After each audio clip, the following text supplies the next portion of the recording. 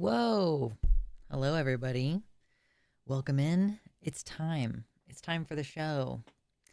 Are we ready to do our thing? I hope that you are, because that's what I'm here for. Thank you so much, Kitty Tick, for your tier 3 sub. Wow. I haven't really talked much today yet. Yes, it does count towards the box. LOLJK, almost happy my 3-month ran out. Haven't had extra, but my color. It's a whole piece of who I am at this point. Well, cool. I'm glad you got your color. Yes, welcome in. And thank you very much, Turtle Bird Me, for becoming a muse, a member over on YouTube. Any followers over on YouTube? Oh my goodness. And then gifted memberships. Good gracious. 10 gifted memberships. So on YouTube, memberships are kind of like Patreon in the sense that it's a monthly subscription and you get access to some stuff like members only posts and occasional members only videos and stuff. So that's just gonna kind of go on the screen for a little bit, I guess. But cool. Thank you very much. That's very generous of you. Getting donos right at the top. If y'all weren't aware, donations are towards getting the box opened. What's in the box? I've changed my lighting setup so that you can actually see the box now instead of it being invisible. So thank you. Okay, so 10 gifted memberships is $5 each. So that was a $50 dono? Wow. Wow. That brings us up to 75 for today. Thank you very, very, very, very, very much. I didn't even have to do anything. We haven't even started the political analysis yet. And y'all are just throwing money at me. Thank you. Oh, gosh. So, how's everybody doing? I hope that everybody is kind of recovering somewhat from the whole election situation. Since we're still doing political analysis on the streams, I think we will go ahead and do the thing where we kind of ease into it. We kind of talk about other stuff for a little while, and then we'll talk about the political stuff in like a little bit. But if you're in here and you're wanting to hang out and you're enjoying that, hit the like button, please. If you're in here and you don't want to hang out for half an hour, then hit the like button before you leave. We appreciate that. Social Permadeath, thank you for a tier 1 sub on the website. Forgot to turn on auto renew last time, I guess. No worries. Hopefully you got it figured out now. I appreciate you. Another 5. Look at that. We only need $20 more and then I'll open the box. We will find out what's in the chest. Oh gosh. Oh yeah, I was wondering why it seemed like there was no conversation on the website chat. Because I had scrolled up for some reason. Anyway, hello Kitty Tick. Hello Drea. What's up, Mersh? Good to see you in. Everybody on the YouTube chat, if you didn't know, this is my website chat. I do not simul-stream to Twitch, so if you're interested in getting on the on-screen chat, you'd have to come to the website. Links in the description. But I do pay attention to the YouTube chat as well. So I'm wondering if you are quiet or my speakers just blew. It's showing me that I'm peaking in the yellow, which shows me that I'm loud enough on my end at least. And typically if I turn mine up, then I end up peaking in the red, and I try not to do that. Zeffington, what an amazing name. Glad to see you catching a stream for the first time.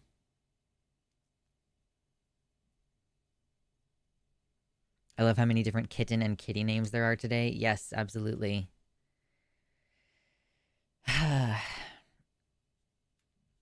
Deaf speakers sounds fine on my end. There we go. It's a little bit of this, a little bit of that. If you're just coming in, don't forget to hit the like button. It immediately helps the show. Very much appreciated.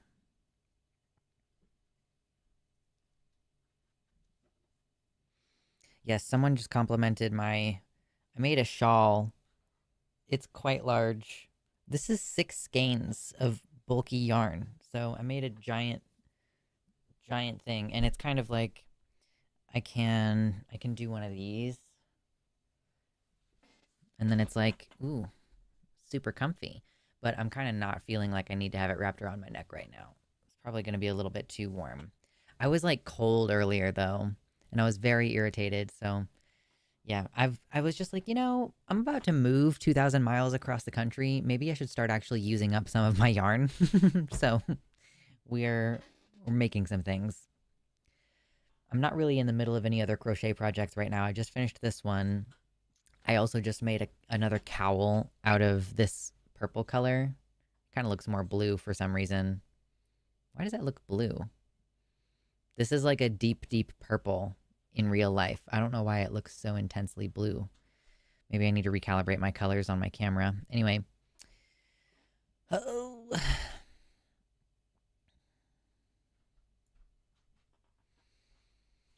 So, what has been going on this week? How do we feel in terms of like recovering from the election? I feel like I'm doing okay, but I've been doing okay. I cried a little bit Wednesday morning and then I'm kind of over it. Um and then I had Transatlantic Call-In Show on Thursday.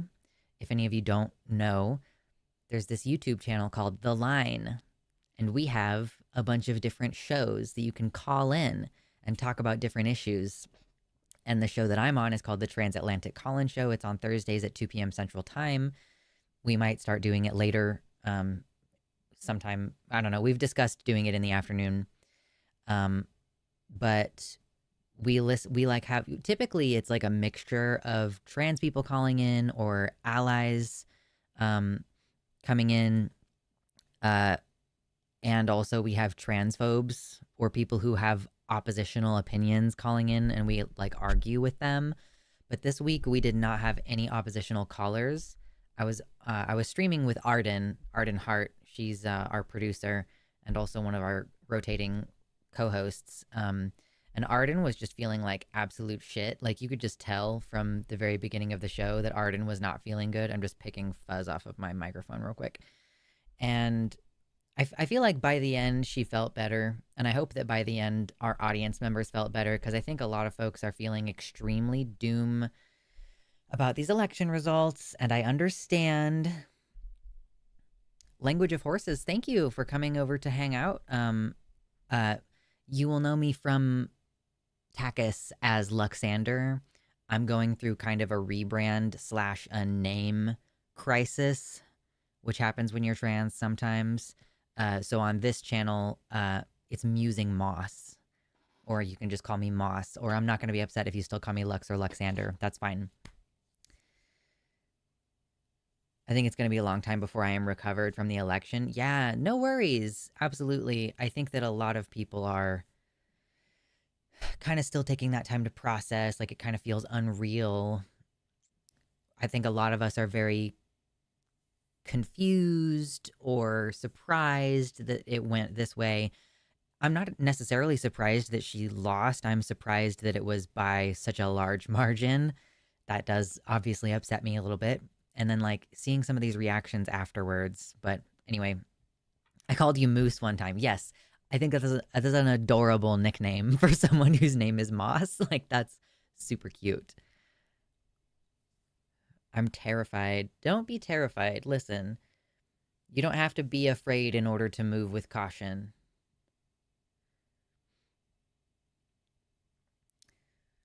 I like your pumpkin in the background. Your bow is impressive as well. Thank you. This is crochet. I crocheted this pumpkin, and then there's a white pumpkin. Where am I? Oh, there it is. It's kind of hard to see because it's way in the back there, but there's a white pumpkin as well. And yeah, yeah, the background is always changing a little here and there. I like so the background changes seasonally. I don't know if you know this, but like I'm an atheist, but I'm a pagan kind of. Like I find it a nice philosophical way to project my aesthetics onto like a philosophy or whatever. So this stuff changes seasonally because of the different holidays. So pretty soon we'll start to get some of the Yule stuff swapping in, but probably not until later in November. We'll start to kind of Christmasify the background. And don't forget, this is a new part of the background. This is a nice, beautiful wooden chest with secret stuff in it. Where's the handle? There it is. if we get to the donation goal, you get to find out what's inside. Ooh, exciting. Can I call you Moses? Please don't. Mersh says, I'm not really surprised with the election results. There's a lot of hatred combined with ignorance and confusion in the US right now. Many really didn't understand what they were getting into. This was definitely the case with Amish voters, etc. So I saw a screenshot from 4chan, and I'm assuming that it's a real screenshot. It was a conversation between people who are like talking about, healthcare and how healthcare is at risk now. And this person was bitching about how the Affordable Care Act could get repealed or whatever. And someone commented back like, yo, like, so this was basically a Republican voter saying that they didn't like Obamacare, but they wanted to keep the ACA. And this person responded like, yo, those two things are the same thing. And then the person Googled it and was like, ugh, why would they call it two different names? Like, because Obama equals bad, but affordable equals good. And then they said, I hate Democrats. It's like, Democrats named it the Affordable Care Act, and then Republicans called it Obamacare in order to trick you into not supporting it. Like, you are literally the target demo for the misinformation. How fucking stupid do you have to be? Ridiculous. So anyway, there's just a lot of nonsense going on right now.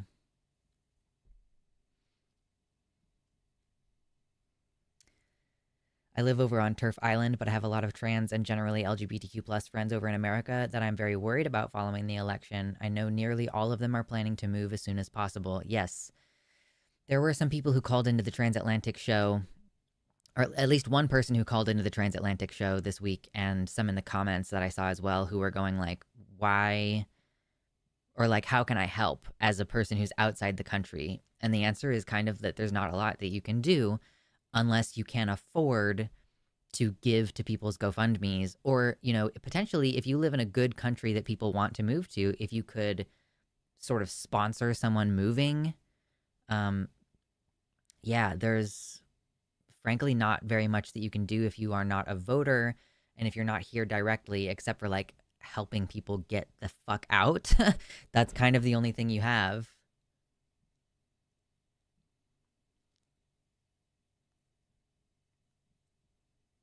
DJ says, I'm feeling good after the 5th. Keeping myself Delulu.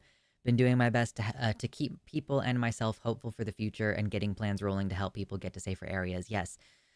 Again, part of the reason why I'm feeling okay. By the way, we have 81 viewers and only 41 likes. Let's pump up those numbers. Let's go. I'm kidding.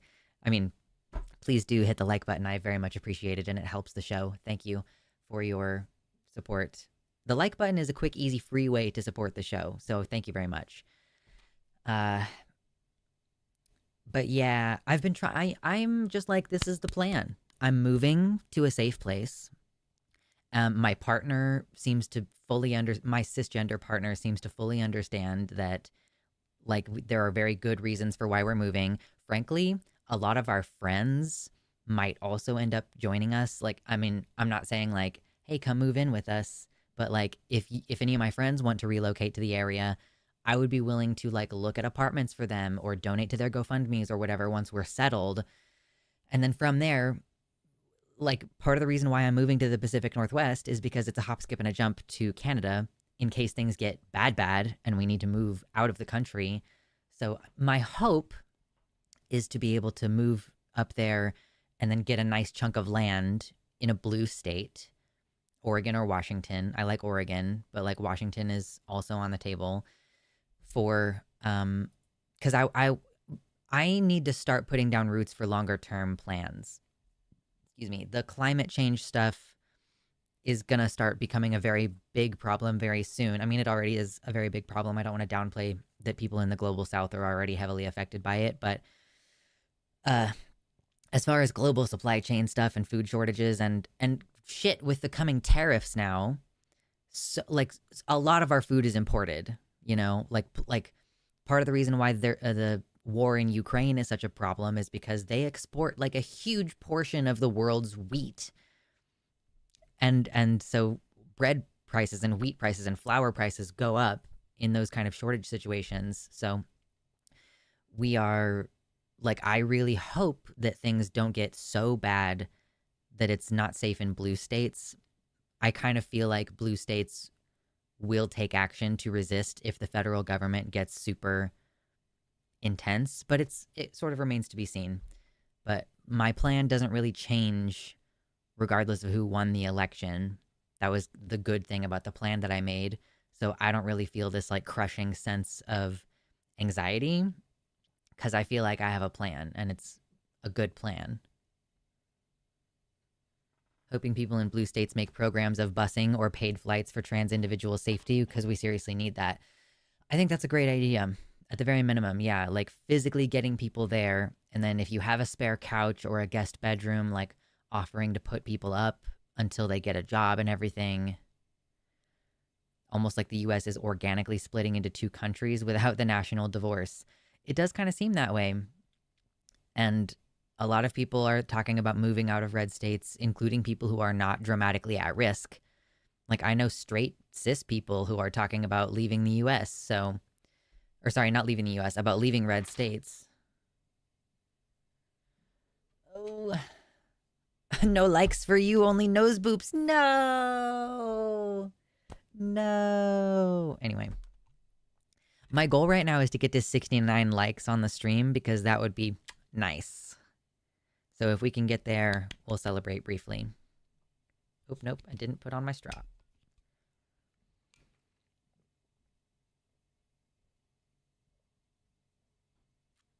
Thinking about how hard it's going to be for me to get my diabetic meds in the coming years. Honestly, at this point, apparently insulin is very, very easy to make. Like, it's very cheap to make. I don't know how easy it is, I guess, but honestly, unpopular opinion, but I think it's not a bad idea for us to start thinking about how we can synthesize our own medications. Like getting the knowledge needed and acquiring some of the equipment needed to be like, in case everything comes crashing down. I mean, like, surgeries right now are being put on hold, or only absolutely necessary life-saving surgeries are being done because there's a massive saline shortage, because one of the only places that the US manufactures saline apparently was in fucking Florida or somewhere that was recently impacted by a hurricane. So, like, we need to be able to make things on our own. We need to figure out, you know, how to create sterile environments, how to store things in a sterile manner, potentially without the use of single-use plastics. You know, these are the kinds of things that I've been thinking of. Canada is preparing for mass immigration due to Trump's election. I read it in a Canadian newspaper. Yeah, I heard that Canada was like being really cagey about immigration right now. Uh, I know people sometimes go, "Oh, I'm gonna apply for asylum in Canada," and the thing about that is that if there is anywhere safe within your country, Canada will not allow you to apply for asylum. So your first step should be moving to a blue state, and then if it becomes unsafe, in blue states, like if you no longer have those protections, then Canada can accept you for asylum. But you can also just have a temporary residency in Canada and work on getting your permanent residency, and then eventually you can apply for citizenship if you've been there for long enough. Gonna be cooking my own estradiol in New Mexico. There you go, Zennies. Oh, gosh. Things getting a bit Trumpy over there, too. In Canada? Yo, yeah, I know. Canada, in some ways, is only a little bit further behind. But that's, I mean, part of, again, I'm going to be moving to the Pacific Northwest. And then it's a hop, skip, and jump, not just to Canada, but to BC, like British Columbia. So, like that, and that's supposed to be the liberal province or whatever up there in Vancouver. And part of this is that we are reinforcing liberal progressive areas by moving there. You know, like we saw in California. I don't know if you all saw the election results. I can pull it up if you want to, like, here, let's look at it really quick. The election results for Canada. Like, look at all of these super blue, like super red parts of Canada, you know? Or sorry, California. Oh my God. My words are not working. I took Adderall or Ritalin earlier, but it just hasn't kicked in yet. Sorry. This is a pretty significant, red presence here. So, and of course, we know that the vote for the Electoral College is not based on county or district. So I know it's kind of scary looking at like all these red districts. You go, how did California go blue with all these red counties? That presidential vote is still based on the popular vote for the whole state. But it does mean that like we should continue having blue support there. And like I know that like some people are like, we need to get more queer people moving to Pennsylvania because then that could help Pennsylvania stay blue, or rather like help it lean blue because it's purple right now. But I am kind of freaked out about the idea of California, or like look at Oregon and Washington. There's this like huge chunks of space that are like red and rural.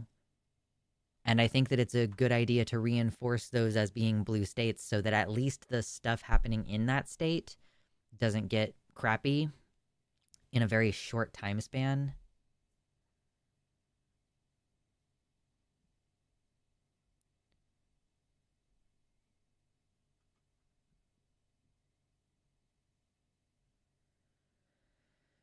Luckily, I live in a blue state. However, I've noticed some tension since the election that I hadn't before. Even though they won, the MAGA people don't seem to be happy.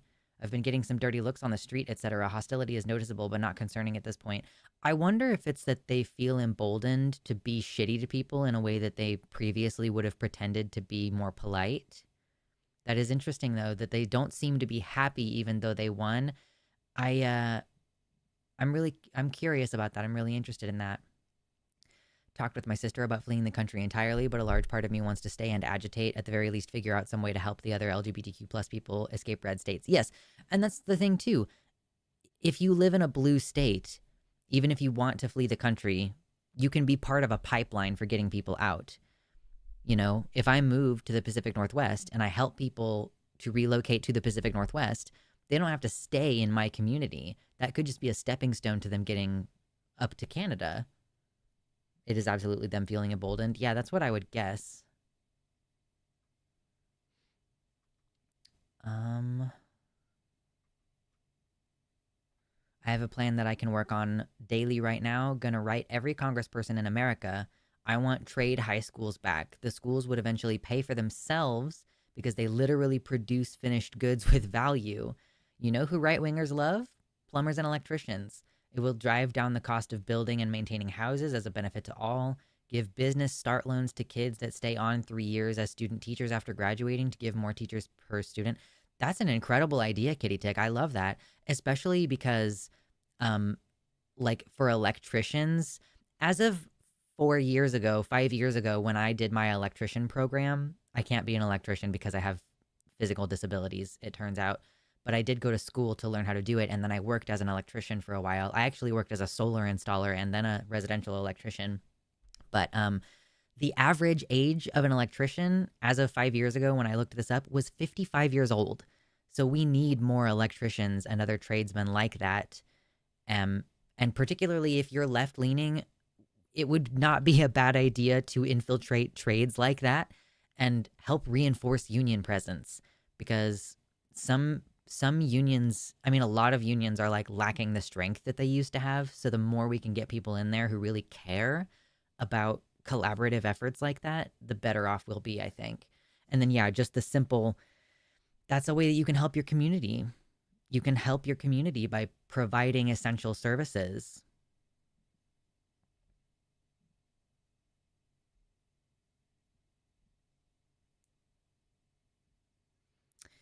Yeah, I do. I agree with that, Drea. I worry if leaving might just kind of delay the impact, because a lot of the world tends to follow the U.S.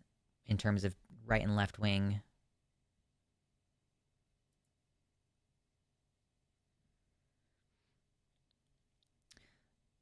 Little Morphine Annie in the YouTube chat says, I live in the middle of LA and we had a Trump truck caravan drive through here honking their horns with their big dumb trucks. They're as obnoxious as you would expect. Pedestrians in the neighborhood were telling them to fuck off. I've heard of that happening in, like throughout the West Coast in places that you would expect to be fairly liberal. They always do this. They get in their big fucking trucks with the giant wheels and they drive around and they honk and they're loud and they're annoying and it's like, shut the fuck up, dude. Anyway, Nikki, welcome to the website chat. Appreciate you hopping over here. Illinois is very red in rural areas. As a rural Illinois trans femme resident, please come and reinforce Illinois too. Costs tend to be way lower outside of cities, and Illinois has decent protections. JB has also released a statement saying he and Illinois are planning to fight any federal overreach. That's awesome. I'm assuming JB is your governor. I can't possibly know the names of all the governors. Turtle Bird Me, thank you so much for the $5 super chat. Asks, what would you say to members of the military that are part of the queer community, out and or closeted? I mean, I think that there is going to be, at the very minimum, a trans ban in the military. Trump did that before. I'm sure he will do it again. So I would say if you are closeted queer in the military, stay closeted queer and just try to resist those changes internally. This is something that we've had to address a couple of times. I addressed this on the Transatlantic Call-In show. People are worried. We had a caller from Washington State who is a transgender parent who was concerned that Project 2025 would label them a sex offender because they are transgender and that their children would be taken away from them, right? Like, this is a fear that people have, and I don't think it's an unfounded fear. I do think it's a bit disproportionate to be afraid of that right this moment, at the very minimum, because some of these things are going to need to change legislatively in the first place. And then you live in a blue state, so like the likelihood of state employees coming for your children.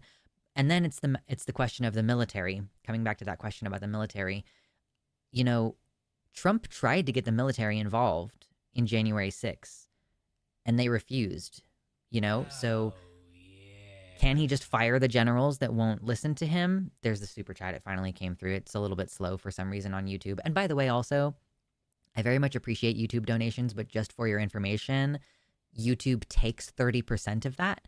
Whereas if you donate directly on my website, the only thing that gets taken out of that donation is the fees for processing the transaction. So thank you very much for your super chats. That's very generous. Just FYI, you're giving a good chunk of your donation directly to YouTube. So just so you know.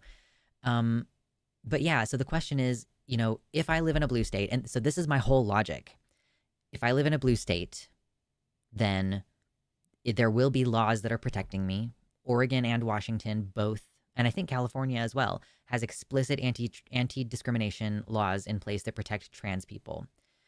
So if the federal government were to kick up and say, like, actually, we've decided that trans people are sex offenders and we're going to take their children, who do you send, right? Are you sending the military? You're then relying on a military structure to support, without question, what's happening at the top level. Like, obviously, Trump is the commander-in-chief when he's president or whatever. So, yeah, the question kind of becomes, are we really anticipating that he's going to have the full support of the military? And that, like, I keep wanting to say Homeland Security. That is the executive branch thing, the agency. The National Guard or something. You know, is he going to send the National Guard? Is he going to send militarized police to basically infiltrate or hostile takeover and occupy blue states? I know that that's what people are afraid of, but I don't know if that's realistically something that we should be worrying about. Oregon actually has laws protecting other states from going after trans people in Oregon. I think Washington also has that, but not sure about Cali. Cool. Yeah, that's great to know. So basically, you know, that's the question that we kind of are faced with here. And I think that this is the thing that a lot of people are worried about is, like, are we going to have federal military level infiltration, occupation, takeover of blue states? I don't believe Trump is going to have unilateral military support in that regard. Like, I think that as much as he can change the executive branch and put people in place who are willing to sycophantically support his positions, I said that we were going to chill for 30 minutes before we started talking about this, and now here we are. Anyway, 104 viewers. I'm not going to complain about it. Thank you very much. Please hit the like button. So, yeah, the military, I think, is full of principled individuals who genuinely care about freedom, as opposed to, Trump and his fascist whatever. Like, I don't think you have a successful fascist takeover where you assert dominion over blue states and try to forcibly take trans people's kids without pretty widespread, if not unilateral, support of the military.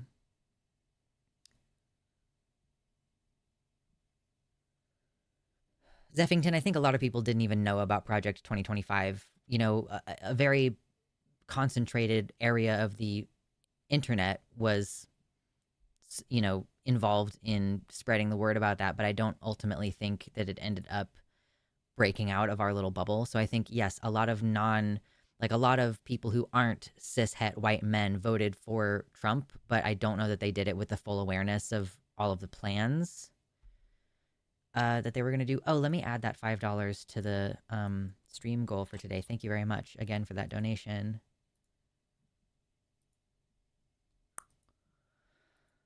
Mersh, yeah, Mersh, you have actually worked in the military. You're actually involved with this. So Mersh says, I work in a paramilitary environment with military backing. I've noticed over the years that they have had me wear civilian clothing even though I'm still addressed by my rank because I'm an officer.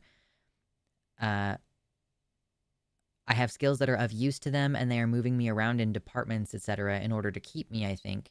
This has been anticipated for the last few years by my employers. I have a naturally androgynous appearance and voice, can't hide or blend easily. Yeah, as an intersex person in the military, I'm sure that is quite difficult. Right, exactly, Kitty Tick. Yes, the military is the single largest employer individually of LGBTQ plus people and people of color. So probably makes up, Kitty Tick asserts it probably makes up 50%, and the overall makeup has shifted 40-60 blue to red. Right. 1 in 5 trans people in the US are veterans. Yeah, it's very hard to find reliable employment. So the military provides like a level of stability for folks, which I understand.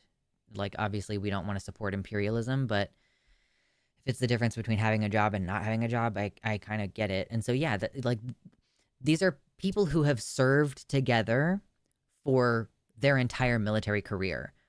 So yeah, are we gonna do we think that the military is just gonna decide, yes, we're gonna oust these members who have been serving their country for like decades, potentially?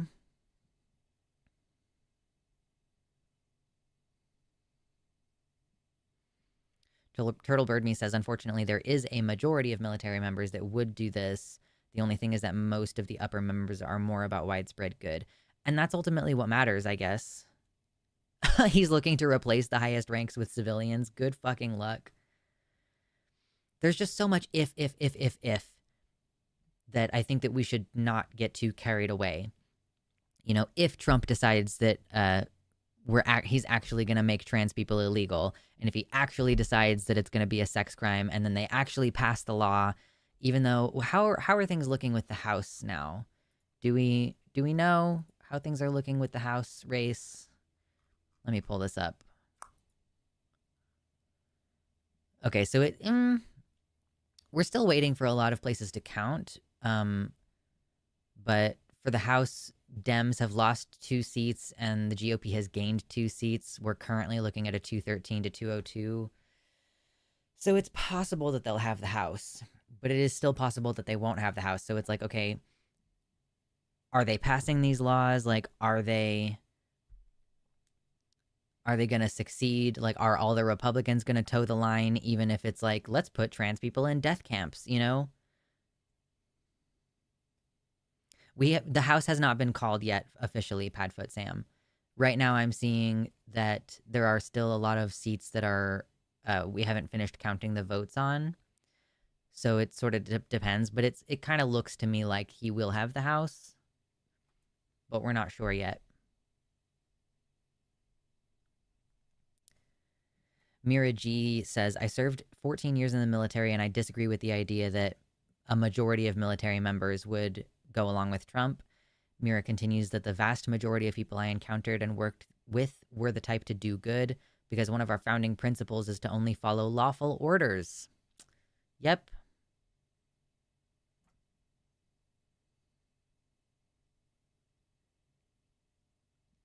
I saw Matt Walsh tweeting that now that they've won, they can admit that Project 2025 was the goal all along. I've heard people saying that they are just overtly saying that Project 2025 was the goal the entire time. I don't know that I've personally seen it, but I've seen all kinds of fucked up shit that I was planning to talk about with you all today.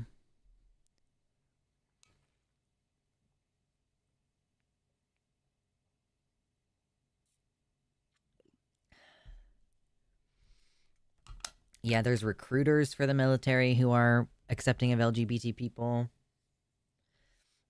So it's a lot of what if, you know? And I understand that the uncertainty is quite distressing. I feel that way, that it's quite distressing, but I think, like, let's just try to grapple with the reality of what we have right now and looking kind of onto the immediate horizon of the next couple months.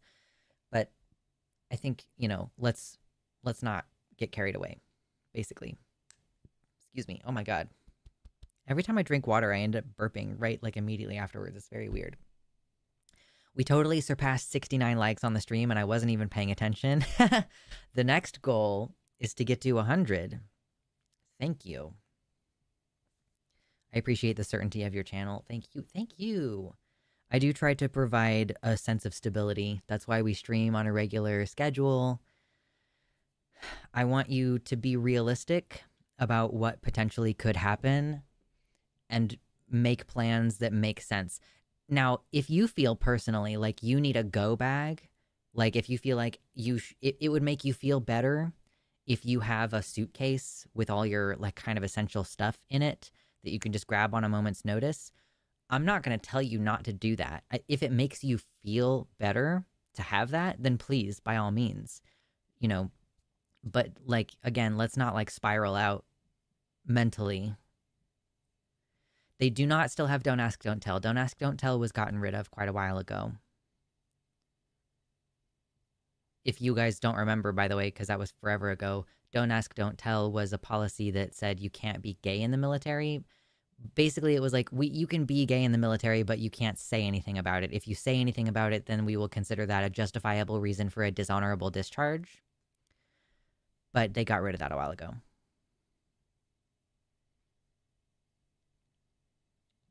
Mira G says, I actually served in the Don't Ask, Don't Tell era. I would be surprised if openly trans active duty members were kicked out under Trump again. Or sorry, I wouldn't be surprised. Yes, that's kind of what I'm assuming. I'm assuming that a trans ban in the military could come up. So if you are a member of the military, then maybe it's a good idea for you to go stealth. Or if you have the option to safely detransition, like, that's up to you. I've seen a lot of different conversation about this. I've seen some people saying I need to detransition. I've seen some people say I need to care a lot more about passing, because either way, it's like, you know, people kind of grasping for a means by which to assimilate into a cisgender culture.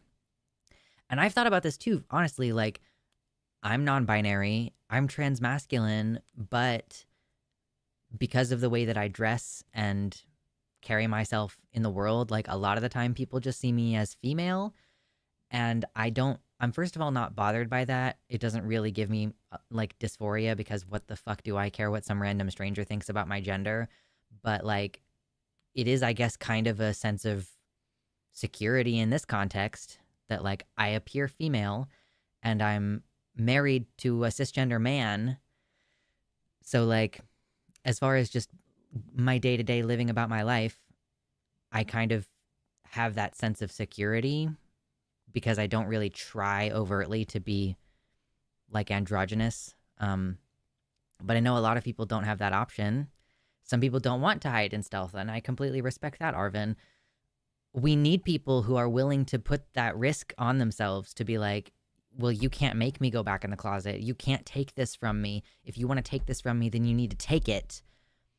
And I totally agree with the premise of like, what is it called? There's this concept of like people willingly giving up things in anticipation of a fascism coming to take that from them.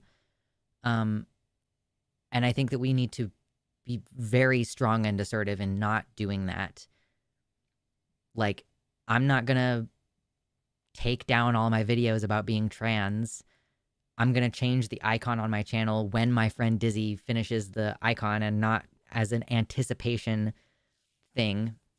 It's already done. It's already out there. I already changed my legal sex on my driver's license. Like, my name is already on a list on fucking Chris Kobach's desk, the attorney general here in Kansas. So it's like, the cat's out of the bag on that. And I'm not going to, like, try to renege on that unless it becomes absolutely necessary. Now, if I get put in a camp, I think that whatever needs to be done to survive is going to be the priority at that point. But again, we're getting way ahead of ourselves when we're talking about this camp shit.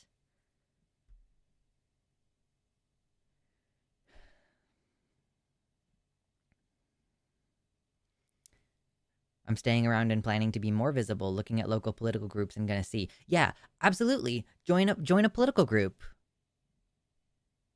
Like, something that I'm interested in looking into when I move is if there's a Democratic Socialist of America, a DSA, and Socialist Gun Club is something that I think that's what it's called, Socialist Gun Club, or John Brown gun clubs, like those kinds of things. You know, if you have a firearm, you need to train with it regularly. I need to start going to the range like at least once a week right now.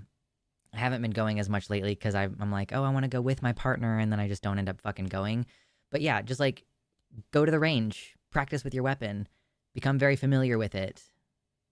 If it gets that bad, blue states will set up refugee camps. I hope so. I don't really know how that works, Leah, in a situation where, like, okay, Socialist Rifle Association. Thank you, Alphen Karba. Thank you for that correction. Socialist Rifle Association. But like in these blue states, I think Washington, Oregon, and California are all cracking down pretty hard on homeless encampments. So I'm not really sure how it works if they're going to set up refugee camps while simultaneously cracking down on homeless encampments. Like, pretty fucked up and irritating, honestly, but whatever. Yes, cannot blame folks for preparing for the worst even as they hope for the best. Yeah, I'm not saying don't be prepared. I'm just saying, like, don't let it mentally crush you. That's kind of like the message that I'm trying to convey to people is like, here's some things that you can concretely do to address your material reality and to address your anxiety, but don't spiral out. Don't let yourself get paranoid. Try to, like, you know, pay attention to what's actually happening and respond proportionately to that specifically. Like, can the federal government, okay, here's something that they can do immediately. They can immediately make it harder for you to change the gender on your passport. Okay, cool. They can immediately, like, what else can they even do with that immediate power? I don't know that there's much that's going to happen day one. Like, the administration could put out a statement saying, you know, officially we only recognize that gender is binary and based on your biological sex or whatever. But like, what like actual ramifications does that have? What practical impact is that going to have on your life aside from you not being able to change the gender on your passport? Which, if you already have one, I've been like, I need to get a passport, but then I keep waiting. I'm like, oh, well, I want to change my legal name or whatever. But I don't know if I should maybe just go ahead and do that very soon anyway. They might be able to walk back Social Security changes. Sure, I think that doesn't really impact that many people, Social Security stuff. Because obviously it's a pretty small number of people who are actually on Social Security. But, you know, that's a different question to the, like, what are they going to do about trans people thing. We need people who do both TBH. I agree, Prosy Rosie. You need people who are out and proud, and then you also need people who are like, I'm going to infiltrate by appearing cisgender or what have you.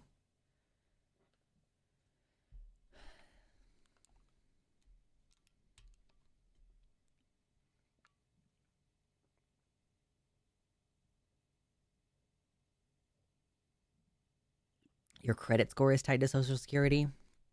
I didn't know that. What do you mean? It's tied to like whether you get Social Security?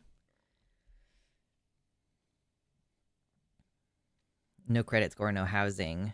Okay, I guess that's fair.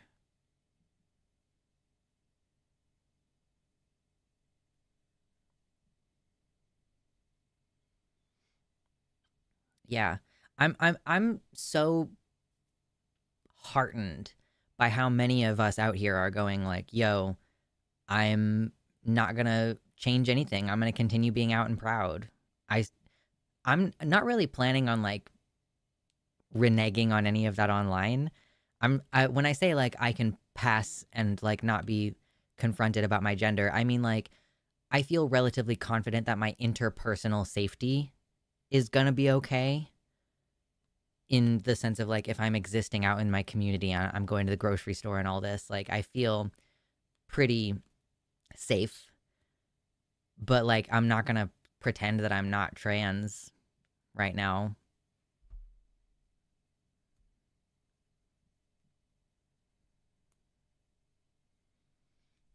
Excuse me.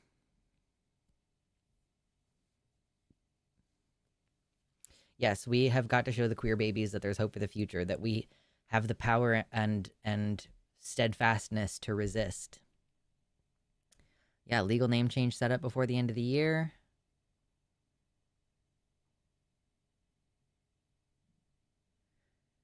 Drea says, after I updated my social security, I suddenly could not even check what sort of housing loan I could get because there was no longer a credit score tied to my new name, tied to my social security number. Oh, that's interesting. I feel like you would just need to go in with any of the companies that you've established credit with and just make sure that your name is updated. It might take some time for them to update their systems and everything, but man, I guess that's something that maybe I need to think about though, because I am thinking about changing my legal name again. And I only just started figuring out how to build credit within the last few years, so I don't want to lose the credit that I've built up so far.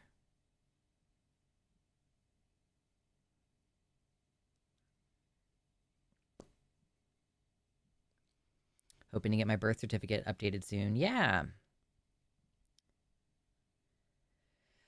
Of course, it sucks if you live in a state where you can't update the sex on your birth certificate, but whatever. I'm just annoyed because Kansas used to be that you couldn't update it, and then they made it to where you could update it, and then they just decided that they were going to change it back to where you can't update it. Anyway. By the way, for the 113 people here, we do a fun game on my show where if we get to the stream donation goal, which right now is $100, I'll open this chest over here and show you what's in there. It's a little mystery box. What's in there? And we're very close to that goal. We got to keep things fun, okay? You got to get a little bit of levity. You got to bring a little bit of levity into this. By the way, speaking of levity, I'm just going to go off on like a 2 or 3 minute tangent here. I listened to Chapel Roan for the first time a couple nights ago. I'm like conceptually a fan of Chapel Roan because she was like, you know, basically refusing to endorse Kamala Harris because of the genocide. I agreed with her ideologically on that point. She asserts her self-respect and she expects people to respect her. Like I saw a video recently of her confronting a photographer, like a paparazzi on the red carpet. Like, you yelled at me at this other event and you owe me an apology. Like, I'm not just going to sit here and pose for you. You need to apologize to me. And I really appreciated that. And then I listened to some of her music and I was like, whoa, this is very good. But anyway, I kind of didn't have a lot else, I guess, to say. I just don't listen to music very much. I'm very resistant to listening to new music or watching new movies or whatever. So I am I was like, "Oh, I really enjoyed that. It was good." I know that I'm late. She's been making music for 7 years. You all are late if you only just got interested in her in the past year. She just got famous. I know. Anyway, I think my favorite song from her is Coffee. But it's kind of cool like that we're seeing more. I think Lil Nas X kind of was like one of the major first ones that broke out into the mainstream culture of like this is music about same-sex partnerships, and it's allowed to be sexy, like it's allowed to be overtly sexual. And then Chapel Roan is kind of the same, where she's like doing music videos where she kisses a woman, and she's talking about like we're in my car and you're eating me out or whatever. Like there's just a lot of I mean, not a ton, but like for her to be able to be like, yes, I'm making music about not only being in love with women, but about having sex with women. It's just really cool that we're seeing this kind of become popular and that she's very, very famous right now.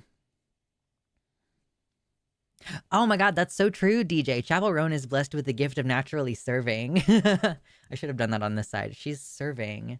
Yo, my natural curls last night were giving, and this is not my natural curls right now, but that's because I can't figure out where my bonnet is to preserve my curls overnight. True, Nikki Star. Yes, the Chapel Roan line, you'd have to stop the world to stop the feeling, hits so hard with trans folks. Yeah.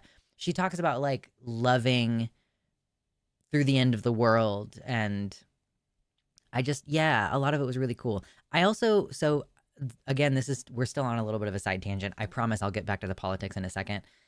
I mean, this is still political content, I guess, but it's about music. So I'm non binary. I'm transmasculine, but I'm also very femme, and I'm queer. Like, I'm attracted to men and women and trans people.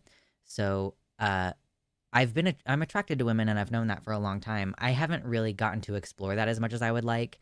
I'm in a heterosexual relationship and I'm married. We did have an open relationship at one point and it didn't go very well. And it's harder to find women to date than to find men. Like men are just more obvious about them being attracted to you. So I haven't dated women as much as I would like, but I don't really, I've never really vibed with the like idea of being a non-binary lesbian. I mean, obviously I'm like not exclusively attracted to women and femmes, so that's probably part of it, but um I was listening to Chapel Roan and I was kind of like, "Oh, I kind of get it now. I kind of get lesbianism now. It makes more sense to me." I think the more I listen to Chapel Roan, the more I feel like lesbianism increasing, you know? I'm just kind of being silly. Obviously, I'm still attracted to men and I'm like literally married to a cis man, but yeah. I'm like, "Oh, I kind of get it now. I can see myself in this a little bit in a way that I didn't used to be able to." So, that's pretty cool. Anyway, Chapel Roan, lesbian icon. So we have Chapel Roan and Billie Eilish. They both identify as queer women, right? Like, it seems like that's like I can hardly think of famous people that that aren't queer in some form or fashion. Even just reflecting on like this online space of like, is there a mask version of Chapel Roan? Is that not just Lil Nas X? Like, I don't know. Um, but yeah, it's like H Bomber Guy is bisexual. I mean, Philosophy Tube first came out as bisexual and now is a trans woman. Like, Vosh is a queer man. Like, are there any cis het creators even out there anymore? If there are, they're all part of the old school. They're part of the last generation. I love Billie. She's such a sweetheart. I also haven't even really listened to very much Billie Eilish music, although now I'm thinking that I need to do that. I think I listened to maybe one Sam Smith song, and I was not particularly endeared to the musical style.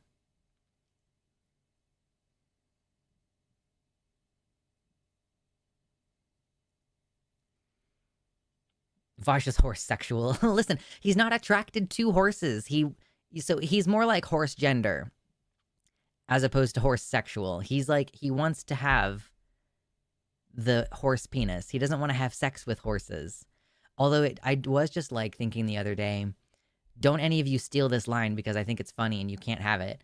But Vosh, like the idea that if a human had a horse-sized penis, but the bottom that you're having sex with still has like a human vagina or like a human rectum, like that puts a whole new spin on the whole just the tip thing for the person with the horse dick. Anyway, we're off the rails now. Stream is off the rails now.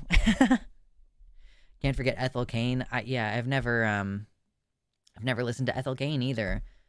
I need to start joining the actual culture more with music and movies and stuff. Obviously, I'm about to start watching a lot of movies because, so first of all, we have a podcast. Me and Gayfesh and Demon Mama have a podcast that we're recording a few episodes right now, and then we're going to start releasing them. So I'll talk to you more about that when the time comes. But so I'm watching movies for the podcast. This main channel, I still talk about politics on the stream, but that is not what the main channel content is anymore. I don't know if you've noticed that I haven't uploaded really anything since last month, but I'm going to start watching movies a lot more. So I'm going to be kind of getting on the culture train. Is it strange that as a result of the election drama, I'm starting to find men less attractive? I don't think it's that strange. You know, I think that, like, because men overwhelmingly voted for Trump, and that this move where Trump is coming in power and where he defeated this woman by quite a large margin, like, men and their image is very tied up in this upcoming potential fascist takeover. So, I mean, it makes sense to me that men in a certain way are tied to and sort of represent patriarchal power and like fascism and fucking shit like that. So that kind of makes sense. Hello, Rainus Raider. Welcome in. We're trying to get to 100 likes, y'all. So if you're just coming in and you haven't hit the like button, please hit the like button. We appreciate it. We're trying to get to $100 in donations right now. So feel free to donate, but at the very minimum, hit the like button because it's free. We are talking about post-election stuff, you know? I don't want Project 2025 to become law. I and my parents are financially struggling. I completely understand that anxiety. I also want to point out that Project 2025 is a bunch of different statements of intent. So, like, stuff to do with taxes, stuff to do with religion, stuff to do with trans people, stuff to do with porn. Like, there are a lot of different things, and they might accomplish some of them and might not accomplish most of them. Like, I completely get the anxiety, but just keep in mind that it's a statement of, like, hundreds of different things that they think that they want to do or plan to do. Hello, Gayfesh. I just mentioned you literally 30 seconds ago, talking about the podcast that we are in the process of building up some episodes for. I'm going to watch The Avengers again tonight to actually take notes because I did not take notes last night. So where is Demon Mama? I miss her. She's been on vacation and kind of taking a bit of a break recently. I'm sure she's going to come back soon. I don't think she's getting out of content creation or anything, but I don't know. I might chat with her and see if she's like gonna try to do something different with her content, because she shared with me a sentiment that it is obviously pretty exhausting to talk about political shit all the time. So I think a lot of us who do political content are trying to find a way to balance that, where we still want to do, like, we still feel compelled to try to make a difference or to try to project confidence and hope for people who trust us. But, like, obviously that's a lot of work to do and it fucking sucks. So, you know, we're trying to balance that. For me, is at least it's coming in the form of, like, media analysis. I read a really cool thing. Let me see if I can pull it up. I might not show it to you on the screen. I might just, like, tell you what it said. But I shared this on one of my private social medias.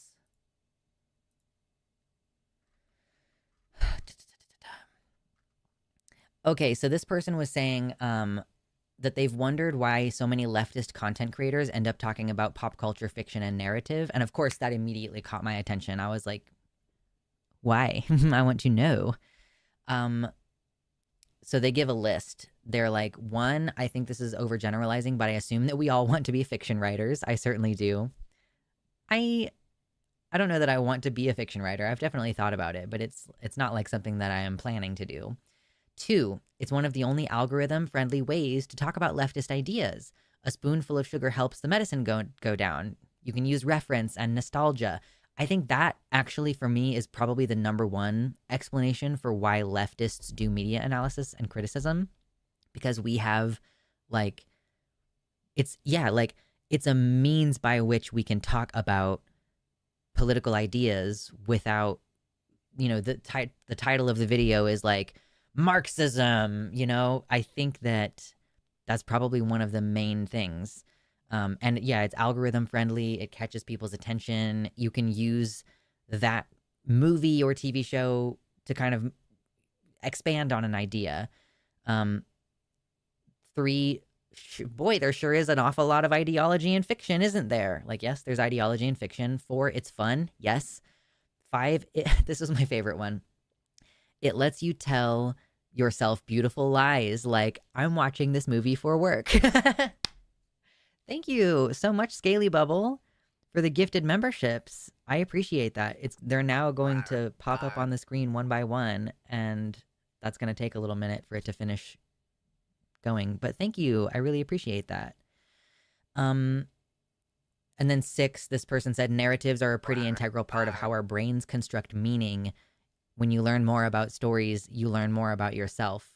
So I think that's a really good point, and something that resonated with me quite a bit, that leftist content creators talk about media for a number of different reasons. Like, because it's in some ways easier mentally to talk about movies than it is to just talk about, like, Trump and all this shit happening right now. Ooh, we've surpassed 100 likes. That's incredible. Thank you. Let me go ahead and add. That means that we've passed the goal for getting the, I'm pretty sure anyway. I don't think it counts memberships in the chat revenue total, but I'm going to count them. When they come in during streams, I will count them towards the total. So that was another 10 gifted subs, which means another 50. Was that really a $50 donation? I hope that I'm not, like... I don't even think there's an option to be a member for less than the $5 tier. So I'm just going to assume that that's another $50 donation. Thank you. That's incredibly generous. Y'all have been very generous today. And I thank you very much. So now we're going to open the chest for a brief moment of levity. Okay?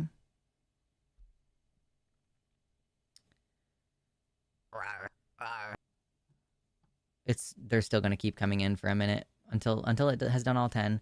Project 2025 says healthcare for veterans will be reduced to just service-connected conditions instead of the nearly all-encompassing care we get now. That would lose them all of the disabled veteran votes if passed, for sure. So the thing that's in the box is the horns. You haven't seen the horns in a long time, huh? Been a minute since you've seen the horns, huh? I'm going to wear them for at least part of the show. I might not wear them for the entire show, but I figured, you need to be rewarded. Okay, let's see how I'm going to do this, because my hair is very much longer than the last time I did this. Longer in the back, anyway. Kitty says, we had a seat in Oregon Flip Blue that has always been red. It's near Bend, which is a northeast middle part of Oregon. It went to a black woman, so good stuff did happen, guys. Yeah. Okay, I'm trying to tie this without hurting my hair, and I don't know that I'm going to be able to actually do that, but I'm going to still try. Okay, hold on. My hair is just very in the way. I 3D printed these horns. I did not design them. I think that this was a free pattern, like a free design. So I downloaded it.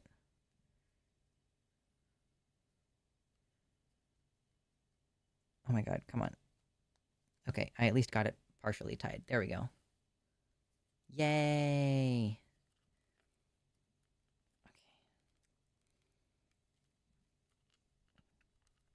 Oh, and by the way, there is a second box. I didn't tuck it inside the other box this time. There's a second box. So now that we've opened the first box, there's another stretch stream goal for today. Yes, this is the human form of the dragon, correct. There we go. Babe. Haven't worn the horns in a while. Very sexy. Try to tighten this up a little bit. There we go. There we go. Okay. Cool. We have a little fun, okay? Let me update the stream goal as well. If we get to, let's say, $300 today, that's a stretch goal for the stream, then we will open the second box. Second box. Here, let me turn it a little bit so that you can actually see it. There we go. Box. Are we sure that Lux is not a Kunari? I don't know what a Kunari is, so I can't make a definitive statement. I think of it more as being like, you know how Alex Straza has like her human form, and by human I mean it's more like an elf, but like, you know what I mean? Like a humanoid form. I hadn't thought about the whole fiction review content angle. That's a very good point. Yeah. Oh. There we go. That's comfy. Yo. Nebraska got medical marijuana, paid sick leave, and stopped giving vouchers to private schools. That's cool. The medical marijuana thing is still awaiting the rule of a judge, but I've read the prosecution's case and they don't have a leg to stand on. Nice. I think that's one of the many, many, many indications we have that like progressive policies are popular, even though allegedly progressive candidates are not winning. This is one of the frustrations that we have with this particular election, right? That there are these states that protected the right to abortion, but then they didn't vote for Kamala Harris. They voted for Trump, who is obviously very anti-abortion. Like, I do think that they might try to do a national abortion ban. I don't know if they're going to succeed, but I think that they are going to try, and that is kind of the key problem, right? It's like, even if they don't win, what's with the horns? So partially what's with the horns is that my aesthetic on the stream is like that I'm the dragon streamer. As you can see, we've got like horns and scales and stuff down here. So I'm the dragon streamer, but also we just hit the stream goal. I opened this chest right here, and the secret reveal of the thing inside the chest was the horns. So I'm like wearing them. And then there's a second chest for the stretch stream goal. Because keep in mind, y'all, I'm about to move 2,000 miles across the country. So if you want to help me and my partner to do that, and also considering that like my partner is not going to be able to get a job until we get there because no one will hire him right now when we're 2,000 miles away. Yeah, so it's going to help. Any donations right now, I'm being very frugal. I've been ordering my groceries from pickup partially because it prevents me from buying things that I don't expressly need. So yeah, I need a holster for my gun, and I'm gonna wait to buy one until after we've moved. There's like one or two things that I'm doing right now that are gonna be money that I don't need to spend necessarily, but for the most part, I'm like being very good. So my money is being saved for this U-Haul across the country, several nights in hotels. I think we're probably going to end up spending like 3 nights in hotels, like hundreds of miles of gasoline, like actually literally thousands of miles of gasoline, because I'm moving in the winter. So moving from Kansas to the Northwest in the winter, we can't drive through the mountains. We're going to have to drive down through Albuquerque and then back up. So like, it's literally thousands of dollars worth of gas and everything. And then I need to buy a new desk when we get there. We are not going to take all of our furniture. So like any furniture that we need to get, like either we're going to have to save up for it or we're just not going to get it. Stop and see the scenery along the way. I like that conceptually, nobody, but I don't actually know. Like, it's going to be like 3 12 to 13 hour days driving. That doesn't count the fact that the U-Haul probably can't go the speed limit. That doesn't count that we're going to stop and get fast food or whatever. And I have a cat. who is just going to be in the U-Haul with us for 3 solid days. So we might try to stop and see the scenery, but I don't think we're going to stop any more than is necessary to stretch our legs and get food.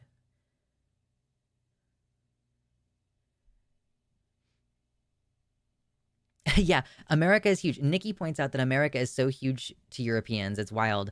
From London to Moscow is 1,500 miles, and I am moving further than that. It's crazy. Kunari is a horned race in the Dragon Age series. Oh, let me look it up. I want to see what they look like. Kunari. Oh, I kind of see. Like, I kind of see what you mean. Yeah. Horns.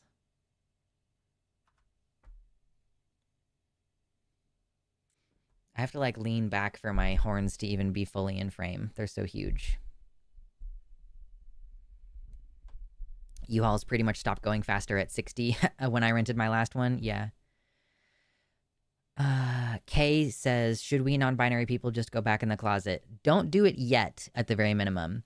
If you end up, like, arrested or in a camp or something, say whatever you need to say, frankly. But, like, don't preemptively give them something. You know, don't preemptively give away your freedoms. Make them take that shit from you. The cat is going to be a problem. I assume you can get meds to lull them into sleeping. I'm going to try to get him some gabapentin, but, like, still, I want to reduce the total amount of time that he has to spend in the truck all day because he hates it. So, like, it just feels like it would be unnecessarily protracting his suffering if I stop to, like, wow, look at how pretty everything is. Like, okay, if it corresponds with, like, we should stop and get our blood flow going so that none of us has a stroke today, then sure.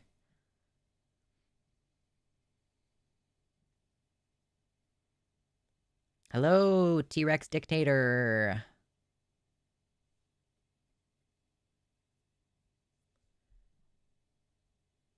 I've been planning the logistics of a move and realized I'll have to tow my car behind a U-Haul because my sedan doesn't have any sort of towing capacity. Yep. We are going to get a U-Haul and then have to haul my car behind it.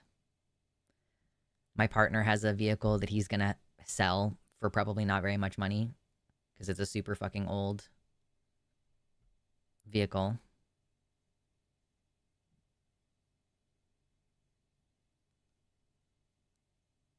Technically, just acting non-binary will be nothing particularly new. Just never correct anyone when they gender you. Yeah, I kind of agree with that, Kitty Tick. I mean, that's sort of what I do anyway. When people gender me, I'm just like, whatever, who fucking cares what you think about me, random person? We're not trying to have conflict.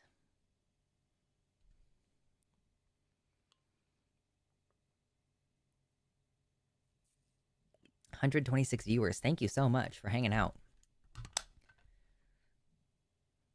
I know the horns make me seem very silly. We need a little bit of silliness sometimes. We need a little bit of silliness.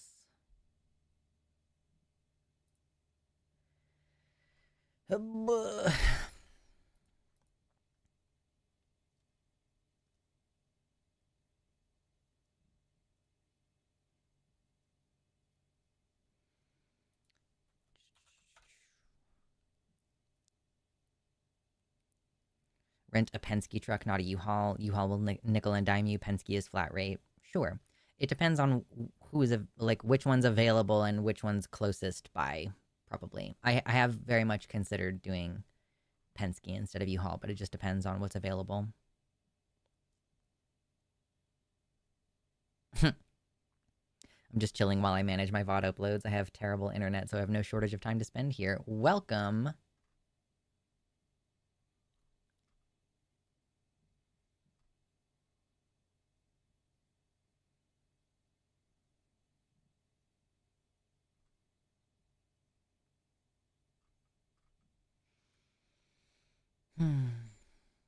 Hello, Obsis. Welcome.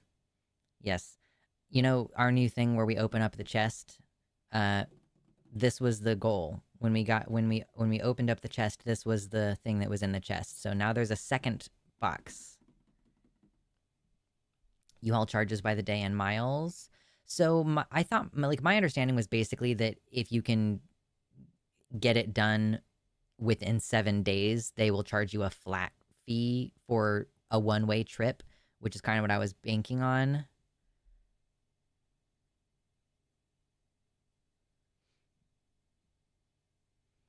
I don't think the horns make you look silly at all. Just need some good armor and a heavy war axe. Yeah, I don't have any armor. I should, though. I would love to. Any thoughts on how to pull off an NB fit? I don't really know. Like, I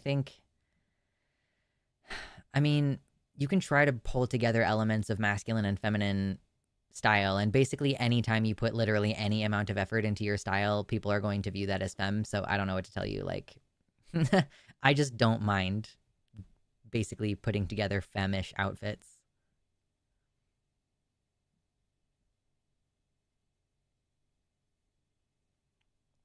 I like going full David Bowie in a dress on them and just say, because I felt like it, keep being yourselves, people. It isn't important for others to see you. It is important for you to see you. True. True.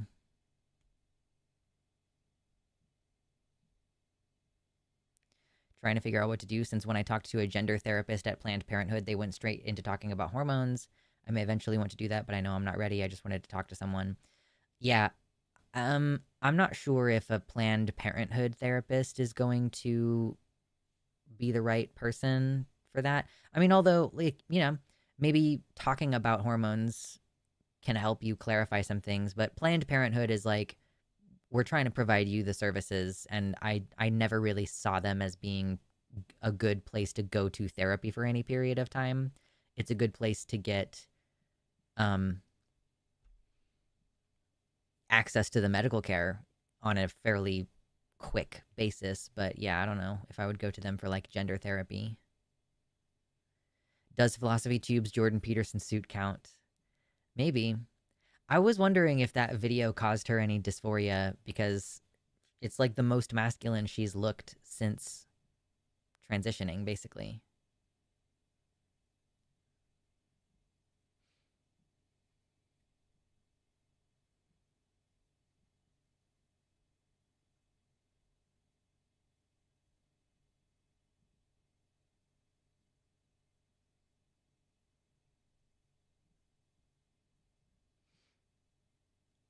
Anyway, goodness. The stream is bumping. The stream is going strong. By the way, I do plan on talking about Your Body, My Choice. I just haven't gotten around to it. We will get there. I don't get why why dressing nicely and putting effort into your looks is seen as feminine. I don't know either. Remember when straight people came up with an entire other sexuality to describe heterosexual men who fucking clean their ass and put the most minute amount of effort into their appearance? Yeah, there's always BetterHelp. Yeah, don't go to BetterHelp. BetterHelp therapists are not. They're like people who are fresh out of grad school. Don't fucking get a BetterHelp therapist. That is not good for you. Yes, the metrosexuals. Always reminds me of the South Park episode.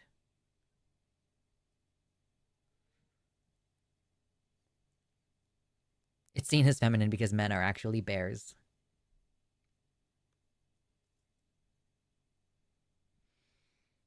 Gosh.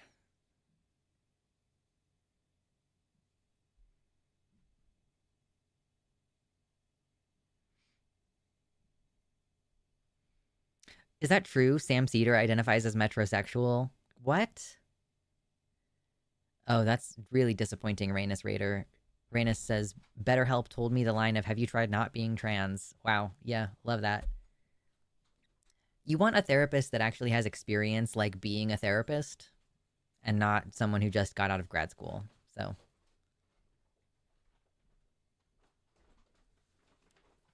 when you actually care about how you look, you must be gay, clearly. Is it gay to wash my teeth? Is it gay to wear clothes that fit?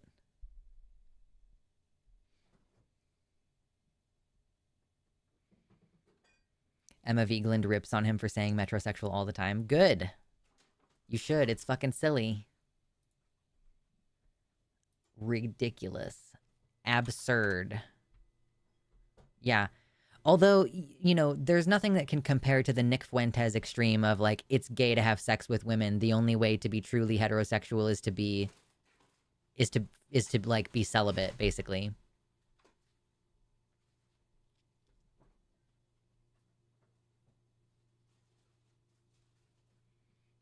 Hell yeah, Kitty.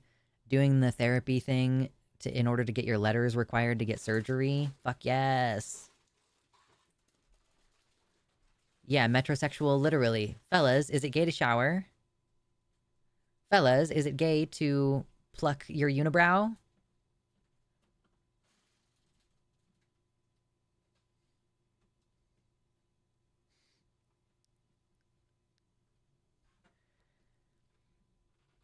Careful wiping your ass. You might slip a finger in there. Oh no, now you're gay.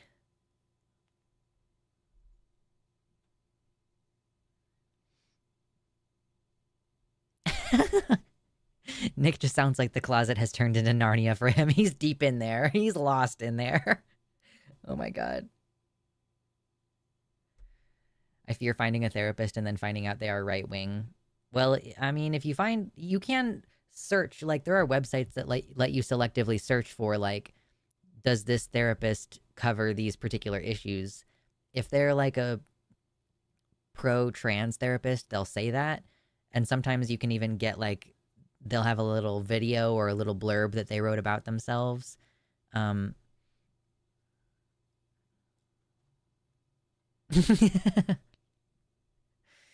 Byron says, is it gay to wash your asshole? Even the inside of your asshole? Is it gay to wash your friend's asshole? Maybe, I don't know. Yeah, you should absolutely ask your therapist's politics. I felt so much more confident in my current therapist, who I'm about to, like, stop going to therapy for. Like, I'm going to stop seeing her, not, like, because I'm just kind of done with my therapy journey for now. But I felt so much more confident in her after I was talking to her about the fact that I'm moving, um, and like how there's gonna be droughts here and stuff, and like she basically she independently brought up the Harris Bomber Guy meme of like, who's gonna buy these houses? Fucking Aquaman, you know. I was like, oh, okay, we're cool now. Like, she's definitely, I already thought that she was cool, but she is definitely way cooler than I thought. What do right wing therapists even tell people? I don't know, man. I feel like right wing, sorry if you're not a man, I just meant that generally. I feel like right wing therapists, the only thing they can really give you is like, have you tried praying? Like, what else do they have? I don't know.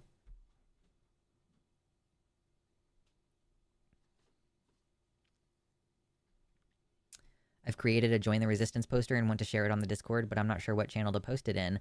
Um, if it's something that you created yourself, there's the creativity one. You can post any art that you've made or any poetry that you've written or whatever in the creativity channel, or post it wherever. I don't really care. Just if it's like a pictures oriented part of the server, then go for it.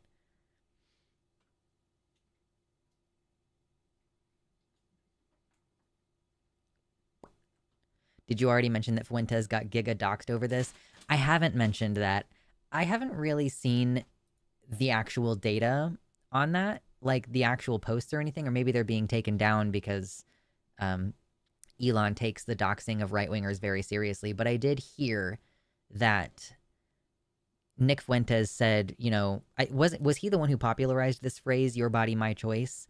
And then a bunch of women responded to that by like doxing his home address. And then he had to ask Google to blur his house on Google Maps.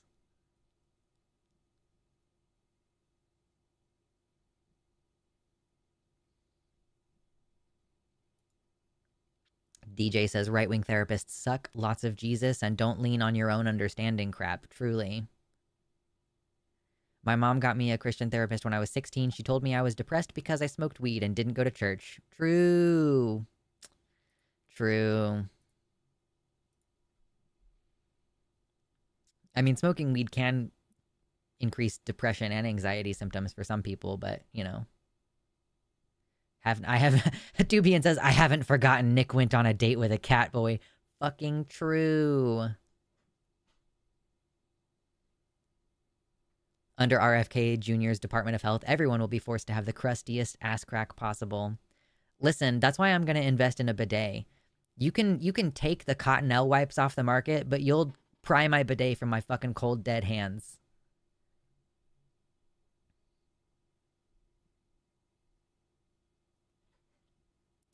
I had to get an additional therapist for the purpose of getting approval for hormone care. She is right wing and admitted to me she used to attend Liberty University with the goal of becoming a religious counselor.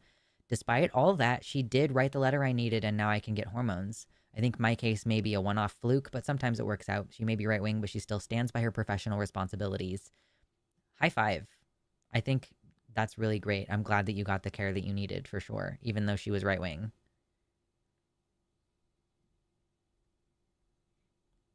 Give me showers or give me death. Pry my bidet from my cold, wet ass. Exactly. Oh man, Dr. Brainworms. True. Oh gosh. My baby has achieved a top listener badge on the Ganja White Knight Dubstep channel. Top 0.04% of listeners. Pretty pictures, powerful wubs. Whoop, whoop, whoop, whoop, whoop, whoop, whoop. Baby's just listening to dubstep. I bet I bet the like physical sensation of the music is probably pretty calming actually.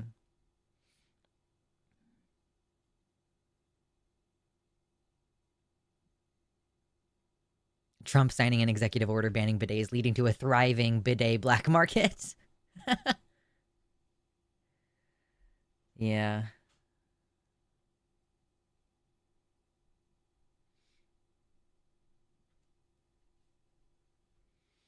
We have fun. Listen, we have to have a little bit of fun. Oh gosh. Yeah, based baby listening to dubstep.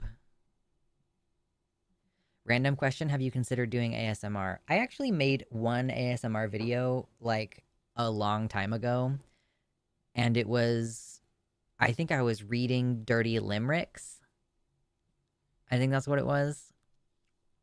And like I did a couple of things where I was like making sound, but I was also using a much shittier microphone, so I don't know.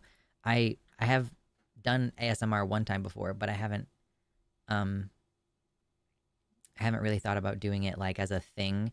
ASMR is very polarizing. Either you're really into it or you really hate it, it kind of seems like. So it would have to be a thing that I create like a totally separate channel for. When did you put the horns on? I put the horns on after we reached our donation goal. Because we have like this box right here, the big box. The horns were in the big box, and now there's a small box. That's the next donation goal. Small box.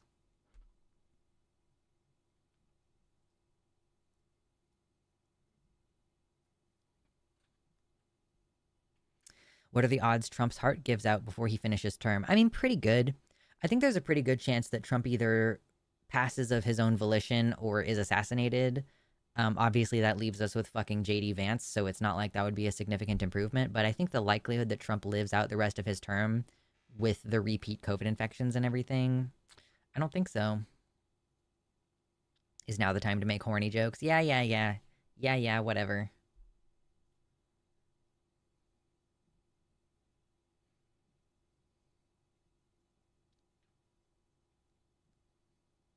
There was a term someone posted last time. Okay, so yeah, Padfoot Sam is asking about this, and I think that this is a great thing to tell a very large audience here. Um, if you receive hormone care right now under the diagnosis of gender dysphoria, you could ask your doctor to change your official diagnosis to like, it's like unspecified hormone disruption or something like that. Hold on, let me see if I can find it.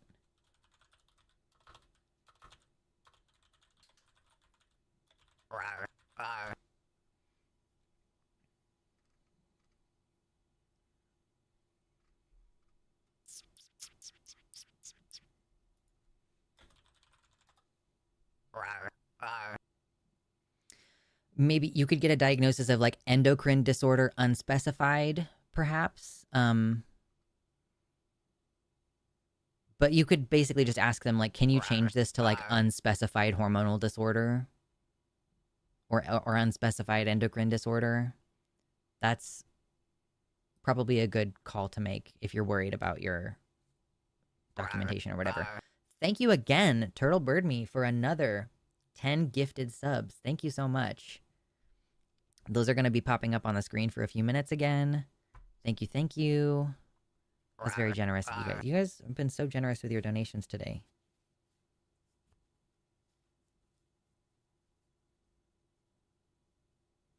Yeah, everybody makes horny jokes. Someone did that at the Renaissance Festival this year. I have a headset, like a headband that has really small antlers on it. And someone made a joke to my partner like, oh yeah, are they horny? And I was like, only a little bit, because my horns are really small on that. These are my dragon horns. The antler horns are for my druid outfit. I need to go get that out of my car also.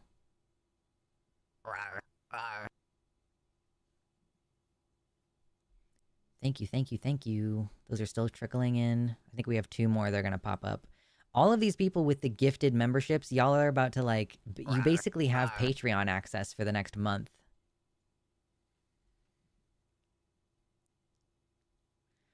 Should we do a state check for what they allow for as far as driver ID, gender, sex marker changes? Isn't there a sex marker too, or is it just a gender marker?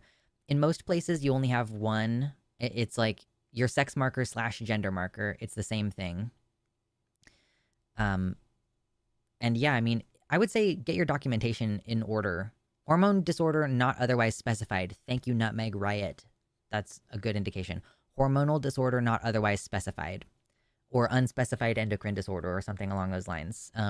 Whatever diagnosis could still get your insurance to cover your care, but won't out you as trans.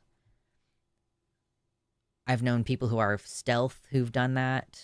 So yeah. But I would say get your documentation in order. If you can change the sex on your birth certificate, do that. Change your name on your birth certificate.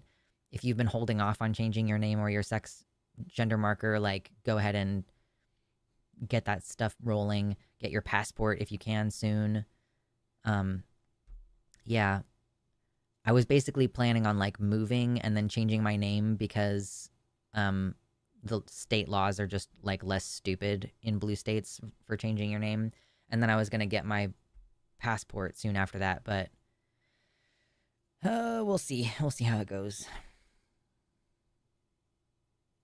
Your hair looks amazeballs today. Thank you. Last night, my natural curls were really giving, and these are not my natural curls. These are my overnight curls, which are a little bit different, but we do love how they're holding a little bit of shape. It's nice. Yes, good. Applied for a passport the other day. Good call. I'm thinking about getting knives. I don't trust myself with guns. Either way, whatever you decide to do to protect yourself, train with that thing. If you have pepper spray on your keys or in your purse, you need to check that it's working like once a month. Give it a little spray. Don't do it like around other people or animals, or like pay attention to which direction the wind is going. But yeah, like pepper spray, make sure that it's easily accessible. Mine is on this like breakaway thing. So like, here, I'm gonna like hide the rest of my keys. Mine is on this breakaway thing. So I just like can press this button and it will pop it off. And so this is on my keys everywhere I go. And then you can just kind of like click it back in there. But I carry pepper spray with me everywhere I go. You might consider getting the gel pepper spray, but make sure that it's easy for you to get to. If you're going to train with a knife, I feel like training with a knife is really hard, but just make sure that it's like, it's accessible to you, but somebody else isn't going to be able to take it from your hands. That's part of why I'm not as big a fan of like a knife being my primary, because someone could take it from your hands if you get into a grapple. I would rather have ranged weapons, so like pepper spray or a gun. Guns are very expensive. Don't get a super cheap gun. Do your research. A Glock 19 is like $600 or something. So, if you do get a weapon, obviously train with it regularly. I'm gonna basically make an attempt to go to the gun range at least once a week, and then get a concealed carry license, all that shit.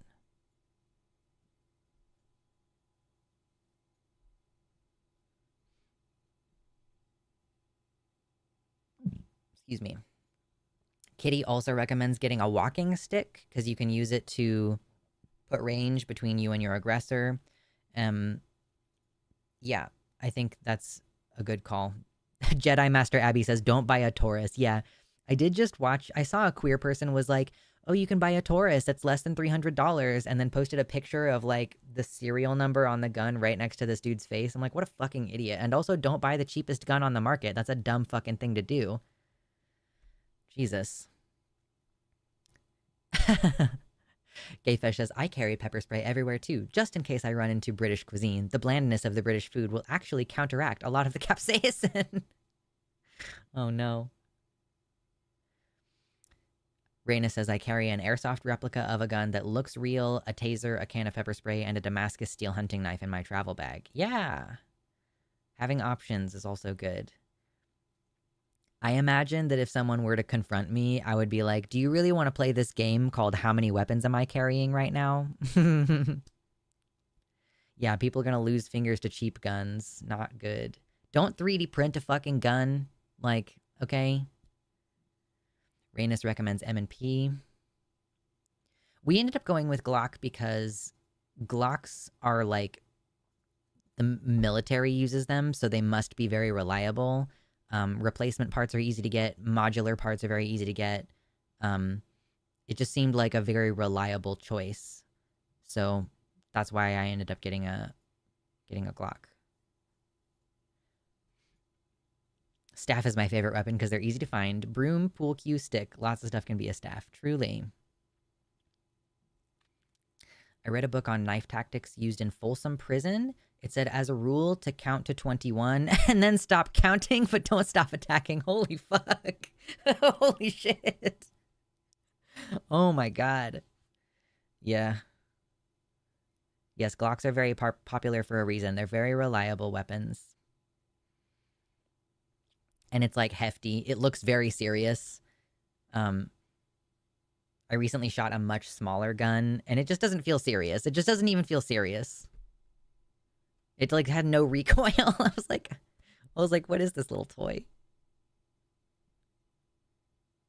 Oh my god, Padfoot Sam. This is like one of the most important things I think on this topic is something that can deter an attacker is confidence as well. Fucking I've been telling people this. I've been trying to tell people this, like, walk with confidence and carry yourself like you own the place. Like, the wings are on my chair. But yeah, like, you can deter. I was having this conversation with a younger person because we were talking about like bullies. But like bullies never fucked with me. They tried like once or twice. One time a girl threatened to beat me up in the locker room, and I was like, bet. You think just because you're bigger and you weigh more than me? And she didn't try anything. And then there was another time that like there was a older boy who tried to fuck around with me, and he was like throwing shit at me in band class, and I just turned around and like flung a drumstick at him, and he did not mess with me anymore. Like, just don't seem like a person that someone's gonna fuck with, and people generally won't fuck with you. Just walk with confidence. And you can give yourself that confidence. Again, if you have a weapon and you train with it, if you're like, I know that I have a concealed weapon on me and I feel 100% confident that if somebody comes at me and tries to attack me, that I can end that confrontation in a short period of time, it's going to make a huge difference. But you don't even have to have a weapon with you to know, like, if someone tries to come at me, I will blow their knee out sideways or take their eyeball. You know, like, you have to be willing, and that helps with the confidence as well.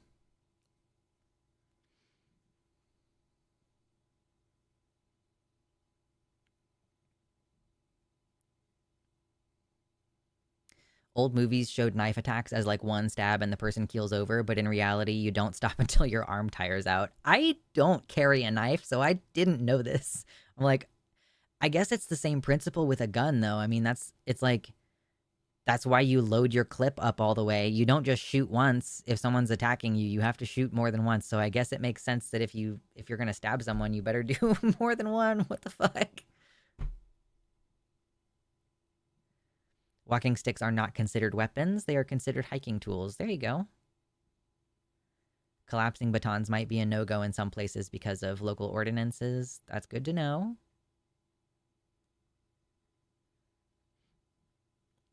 Interesting thing about recoil, it's also partly down to the design of the gun itself. I fired 9mm with more noticeable recoil than my 45.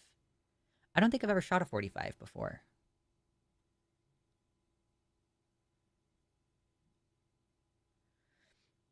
My dad, who taught me martial arts up to black belt, told me that confidence and looking like don't fuck with me is vital. My specialty is a staff. Nice. Someone asked earlier, does using pepper spray take practice? I think it's mostly like you need to be prepared to grab it quickly.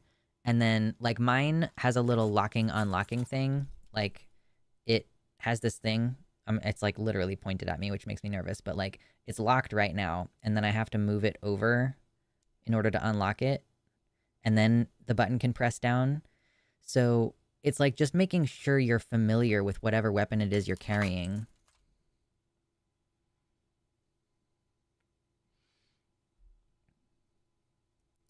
Some people don't really feel the stab during the adrenaline rush.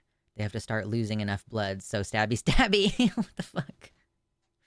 All right, cool. Good to know. Remember that if you get a 22, its stopping power is only moderate. You have to hit the right spot to actually take down an attacker. Yeah. 22s are very small guns, but they are not as powerful. So, I mean, when I said that I shot a tiny gun, it was like it was a 25, and it's like it just seems so tiny compared to like the 9mm that I was used to shooting. POV streamer immolates themselves on stream with pepper spray. Yeah, let me just pepper spray myself really fast. That'll be a great next 30 minutes. Accidental live macing, true. Oh god, anyway. Eyes are basically open sores. Yeah, your eyes are a mucous membrane, which is why one-way masking is not enough in order to prevent you from getting COVID, because COVID can also get in your eyeballs. Oh, did I not add this tip to the... I did not add this most recent round of donations. I'm so sorry. Let me do that to the donation goal for today. I'd practice unlocking the spray while you're drawing it, making it one fluid motion. Yes, absolutely. You could also send in your Pokemon to fight for you. Legit. I am very much considering getting a Doberman because I know that people say it's unethical, but like I think a clipped ear Doberman looks fucking scary. And I just think that having a scary looking dog is a good idea. I want to go hiking. I don't necessarily want to have to like coordinate with a hiking group every time I go, and I want to be safe. So truly, I don't think that getting a dog is a bad idea at all.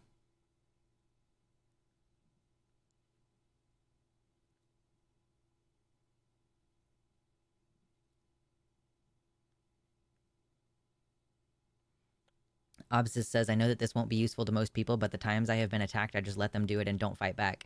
Each time the person got confused and frustrated and yelled at me to fight back until they gave up and left. It kind of depends on what happens. Do you guys know Callan Conrad? They have a channel. They're not on Twitter anymore, but they have a channel on YouTube where they do kind of like video essay stuff. Callan was attacked from behind by a group of people, and Callan ended up having like basically neurological issues for a couple years after, and it's kind of unclear whether that was like directly physically from the attack or whether it was some kind of psychosomatic thing. But like I would say be careful about the tactic of just letting a person be an aggressor at you, because you could very easily end up with brain damage or like organ damage or broken bones.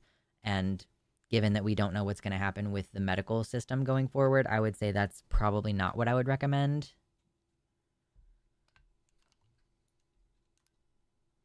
Doberman, our baby. I mean, people recommended, they were like, oh, if you want to get a scary looking dog, get a pit bull. And I'm like, pit bulls are very sweet. And if you know anything about pit bulls, you would know that they're sweet. Like, I would rather have a scary dog.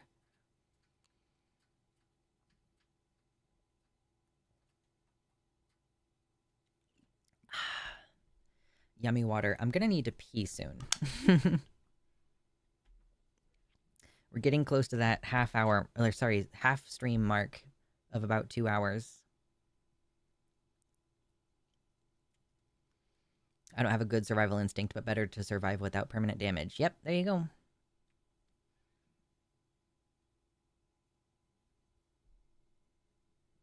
And become familiar with the laws in your area also. Like, sometimes you can get in trouble for brandishing a gun. So, like, if someone is about to attack you or, like, is fronting like they're about to attack you, if you show that you have a gun, sometimes that's considered brandishing a gun and you could potentially get arrested for it. And also, like, figuring out whether you are in a stand your ground state or not, or whether you have a duty to retreat. Like, so in some places you have an like a legal obligation to try to get away from the person before you retaliate against the person. So just make sure that you don't get into any, like, additional legal trouble in those ways. What about a bull mastiff? Oh yeah, I guess so. I just don't think that they look very scary. I feel like a Doberman or like a Rottweiler, and I don't think that Dobermans fall under the purview of, like, these are breeds that renters will refuse to house you about. Although by the time I get a dog, I'm hoping, like, I own a house. But I know that Rottweilers and Pit Bulls are like frequently not allowed for rentals. Yeah, Illinois is a duty to retreat state. I'm assuming that most blue states are going to be duty to retreat.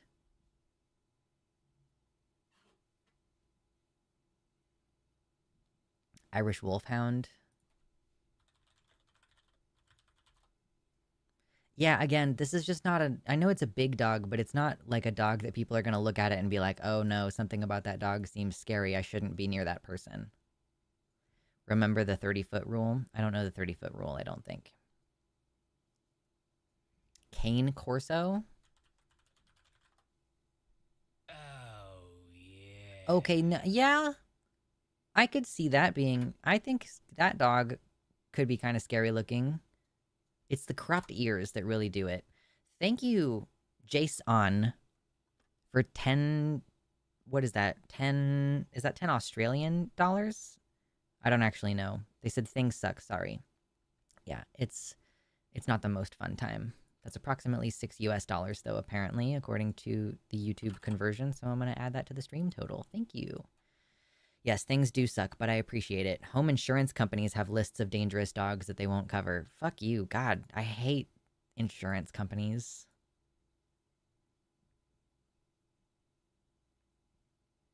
Cane Corso is a type of Mastiff. Okay, cool.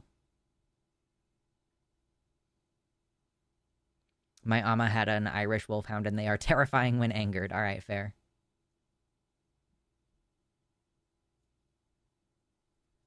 My dog looks like such a sweetheart until she doesn't like you, and then those teeth are 1.5 inches long. There you go. Recommend large mixed breed.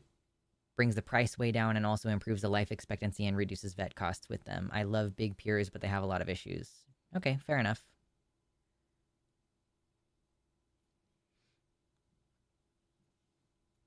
Okay, I'm gonna run to the restroom really fast. Let me put some music on for you. I'm not gonna be gone for very long. I think maybe I'll refill my water while I'm gone because it's getting pretty low. But then we will go ahead and continue. Absolutely. All right, let me get some music on and then we'll get started on a little break, a little quick break.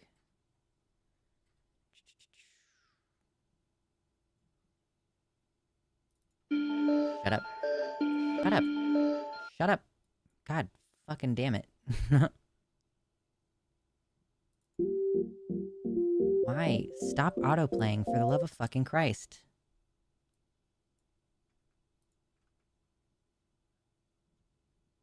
Okay. Whoa. Alright. Back in a second, y'all.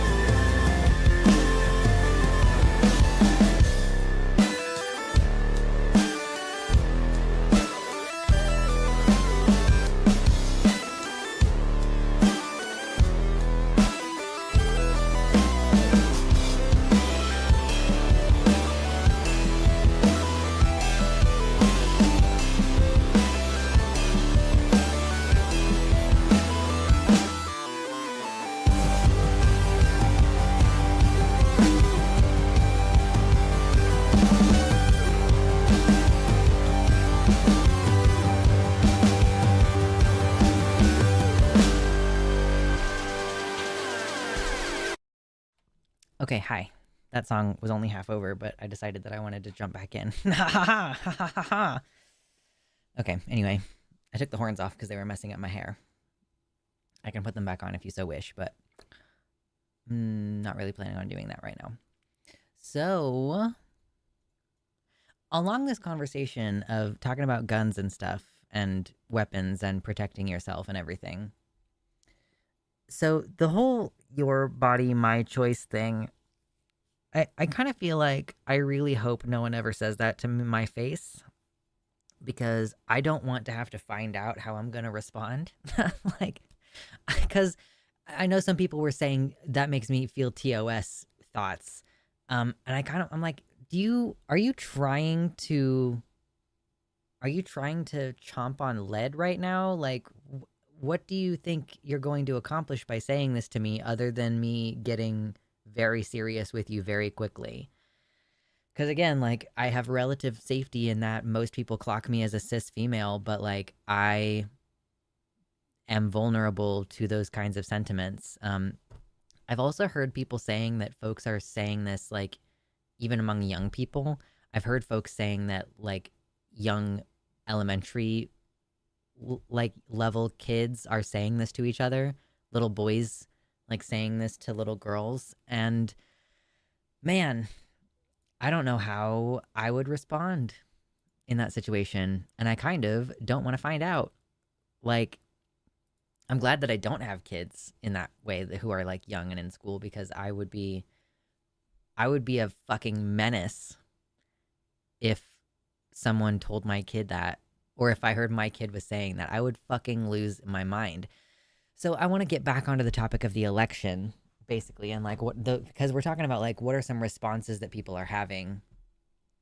Yes, agreed, Drea. I think telling someone to their face, "Your body, my choice," is a clear threat to sexual assault them and should be dealt with accordingly. Like, I don't know what else it is. I've seen people saying if you say "Your body, my choice," then you should be on a sex offender registry. I don't disagree with that at all. How am I not surprised that Nick's audience is a bunch of impressionable ass 12-year-olds? Yes, understandable.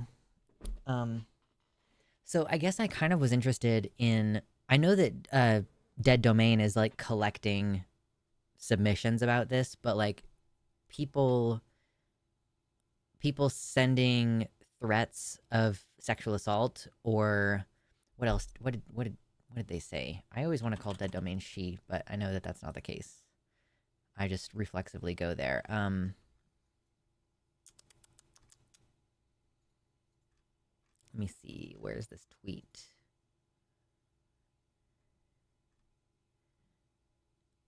Okay, yeah. So, Dead Domain is working on a video talking about Trump supporters and conservatives openly threatening violence or encouraging sexual assault or suicide baiting. So, how much have you all seen that? I know that DD is they them. I just fucking said that. Um, but like, are we really seeing a lot of that right now? Just I want to get y'all's experiences.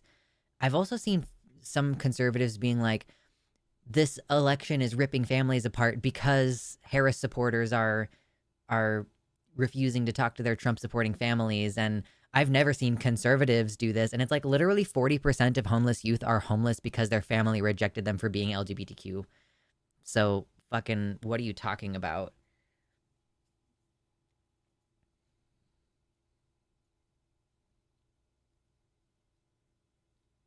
I didn't see that, Abscess. The cotton texts to black people, I had not seen that at all.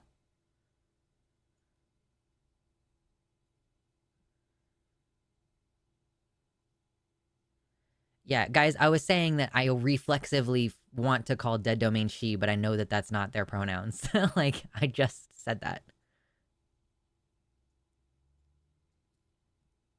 Like, I have to catch myself because they're femme as far as the times that I've seen them present. So I'm like, I just reflexively go she, and I know that that's not right.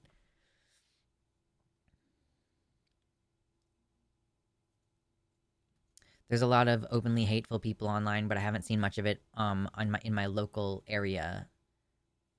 Yeah, and you're in like a relatively conservative part of the Pacific Northwest, so my parents are ones who's like, my kid only argues with me when we do talk. Wine, wine, wine.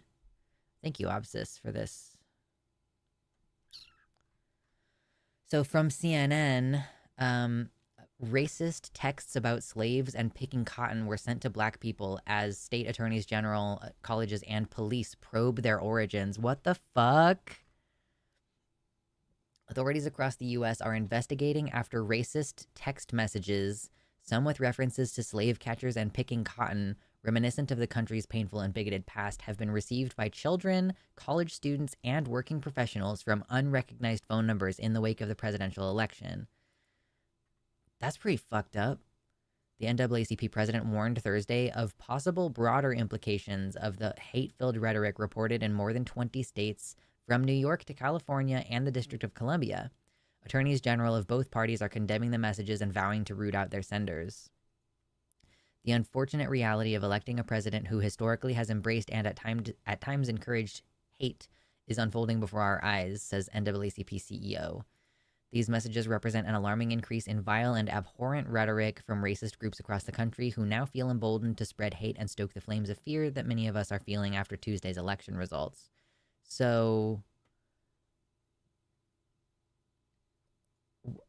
it's just like, this is part of why I think that we do need to have legislation to crack down on spam and like people using your phone number. Like, why is my phone number on like some random lists that I didn't sign up for?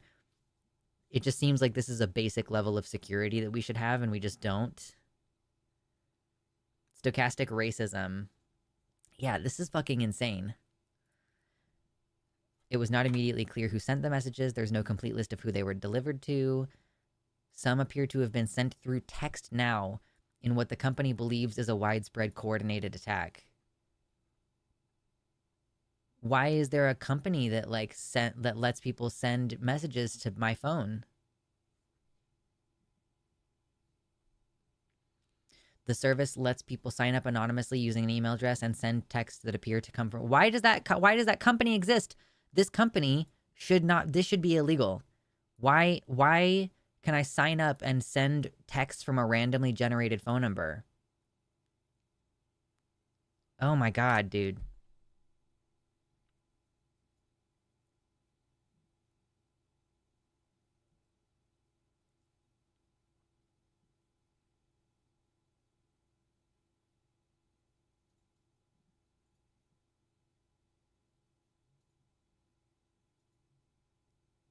Turtle Bird Me says in their community there have at least one, it seems like at least once per day, Your Body My Choice at the local schools in the 12 to 18-year-old range. So this is an example of one of the texts. Oh my god, why the fuck would you do that? Go away. You have been selected to pick cotton at the nearest plantation starting 11/07/24. Please be ready at 8 a.m. sharp with your belongings. Our executive slave catchers pick you up in a brown van. Be prepared to be searched once you've entered the plantation. You are in Plantation Group 7. What the fuck, dude? Dude, for criming. Yeah, it seems like for crime.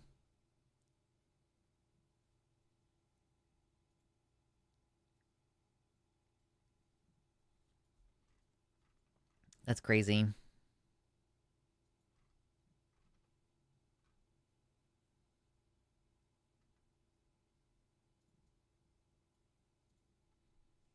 I wish our White House wasn't an old folks' home so we could get an internet bill of rights. I was just talking about this with someone I know. They were like, "Didn't we have like conversation about about legislation to delete daylight savings time a few years ago?" And I'm like, "Yeah, I don't think there's anything as damning on our government's inability to do anything in a bipartisan manner that the people actually want than the fact that I'm pretty sure that the majority of people don't like daylight savings. Like, popularity of daylight savings. Only 35% of Americans want to keep resetting their clocks every fall and spring. So a majority of people polled say that they don't like daylight saving time. And there has been conversation about doing it before, but like they're just not doing it. Like the majority of Americans don't want to be doing it anymore, and there are more heart attacks and strokes in the week after, particularly for the one in the spring. Like it physically harms people's health, and we keep doing it. I think I can't remember what the original reason was. I don't think it was originally about farmers though. I think it was like cuz whatever, just wake up earlier. I think I know that it was extended into November because candy companies lobbied to have it extended so that Halloween would be it would still be like sunset would be later on those days.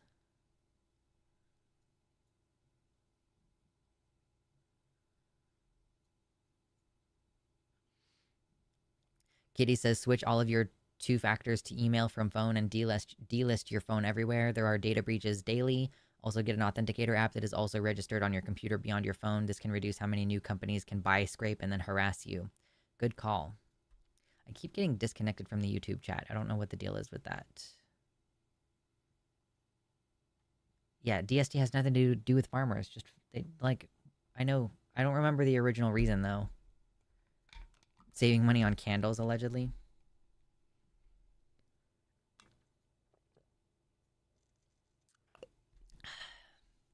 Man, lemon water just fucking slaps.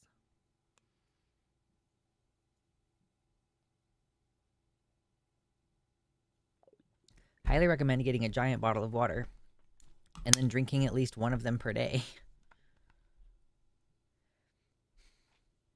Yeah, I know Arizona, like some parts of Arizona don't do daylight savings. It's just completely unnecessary and people don't like it and it harms them physically. So why are we still doing it? Like because there's some corporation that wants it to be that way for some reason and our government is incapable of doing things that are actually in line with what's popular. Like we don't live in a society that works for people. What else? There was something else that I wanted to look at or talk about. Um, that's fucked though. The racist texts. That's crazy.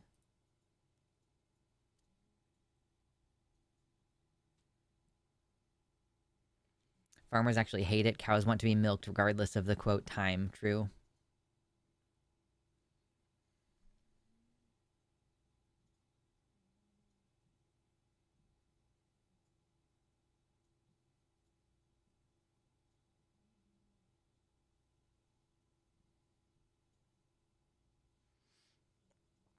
Do you think it would be weird if we stay forward? I don't think we would stay forward. Like daylight saving is the time in the middle of the year where we spring forward, but eliminating daylight savings would mean that we don't do that.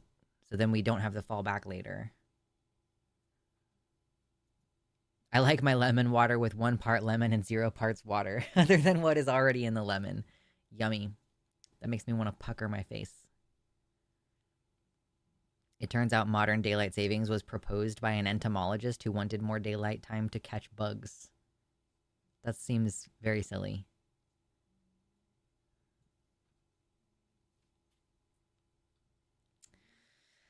Okay, by the way, thank you everybody for hanging out. Like this has been a really good it's been a good numbers stream. We've gotten lots of donations, lots of likes on the video, so thank you very much for that. There's still more to talk about.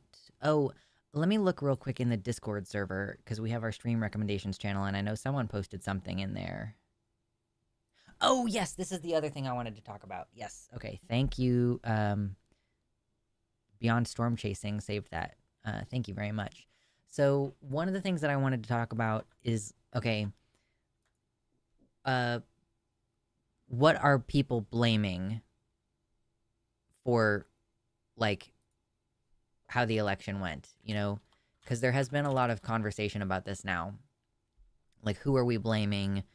What happened? Like, and I told you, I think last time that I think there's a limited utility, and I made myself very clear on the Transatlantic Call-In show this week that I think there's very limited utility in going, what did we do wrong? What could we have done differently? But people are going to do that. That it's just naturally going to occur. So some people are saying, we shouldn't have run a woman. Okay, cool, misogyny angle. Some people are saying, you know, Kamala focused too. I mean, obviously, we as leftists are saying, well, of course, Democrats don't want to vote for a Democrat if that Democrat is basically just a fucking Republican. Why are you pandering to Republicans? You're like losing Democrat votes by trying to get Republican votes, and the Republicans didn't vote for you anyway. So, I mean, obviously, I have my criticisms of what should have happened or whatever. You know, Biden should have left, he should have stopped campaigning earlier so that we could have had a primary. And he shouldn't have endorsed Kamala because that made her look like she was associated with him and all this. And now the weirdest thing is, so from my perspective, Kamala was much too conservative. But for some reason, there are people out here saying, well, this is our sign to stop supporting leftist policies. Kamala was too far left. You know, we need to abandon progressivism. And it's like, what the fuck universe do you live in? I genuinely think those people must be lying. Like, I can't imagine that they're telling the truth. Because Kamala, like, was ostensibly not critical of fracking, if not overtly pro-fracking. She wanted to expand domestic oil. She did not propose any plans to increase our solar or wind power, or nuclear for that matter. She didn't even say the word transgender one time in this whole campaign, I don't think. But there are like Democratic representatives saying we have to stop pandering to the far left. I don't want to discriminate against anybody, but I don't think biological boys should be playing in girls' sports. Are you fucking kidding me? Like, are you serious? So first of all, I don't want to discriminate anybody, but I do want to discriminate against trans people, is what you just said. Like, yeah, and someone in the comments said, can someone tell me one single left-wing policy that Kamala campaigned on? She didn't push back on the trans stuff. She didn't campaign on that. She didn't even point out necessarily in an aggressive enough manner that Trump's campaign did focus a lot on trans issue, even though that only affects it doesn't just affect the trans portion of the population, it also affects the families of those people. But yeah, her one comment about transgender stuff was we should follow the law. But I don't think she said trans or transgender at any point. So she was not campaigning on that. She ignored it so profoundly.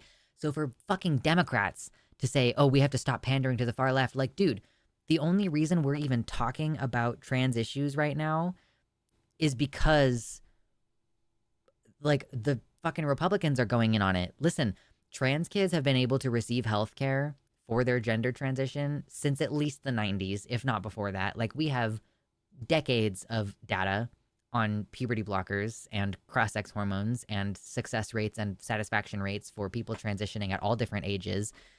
We did not have a single conversation about trans people in the bathrooms until 2016 when North Carolina invented this as an issue. Like, what do you mean Democrats have to stop pandering to the trans agenda or whatever? Like, what the fuck is wrong with you, actually? We are only talking about supporting trans rights on a national level because Republicans have turned it into this issue, which it never was before.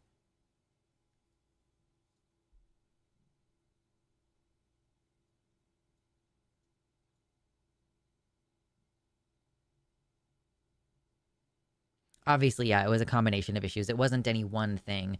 But for people to say Kamala was too left-wing, she was too extreme on, like, supporting trans people, like, she literally just said, like, we should leave it to the states, basically, on the trans issue. I don't think she really said anything about passing the Equality Act or Equal Rights Act or whatever. Josie Caballero tried to sell me on Kamala by being like, well, we're going to get the Equal Rights Act passed. Like, she didn't, or the Equality Act passed. She didn't say anything about it. I'm pretty sure Kamala wasn't going to do shit to help progressive causes. People just kept saying she would. They were like, trust me, bro. Like, okay, well, why does she keep saying she's going to appoint fucking Republicans to her cabinet? Like, why is she supporting a bunch of right-wing policies? Why is she further right than fucking Reagan on immigration? So for people to go like, I don't know what's going to happen here. Does this open up the possibility? I mean, this is Democrats basically saying, establishment Democrats like Tom Swotze saying that like we're not going to allow left leaning politics to enter the Democratic Party at all. I know some people think like, well, the Democrats will have no choice. Benny.gay told me this, that Democrats will have no choice but to go left because that's what's popular. Like, bitch, no. They don't care about winning. If they cared about winning, maybe they would need to, but they don't care about winning because they need to protect their corporate interests.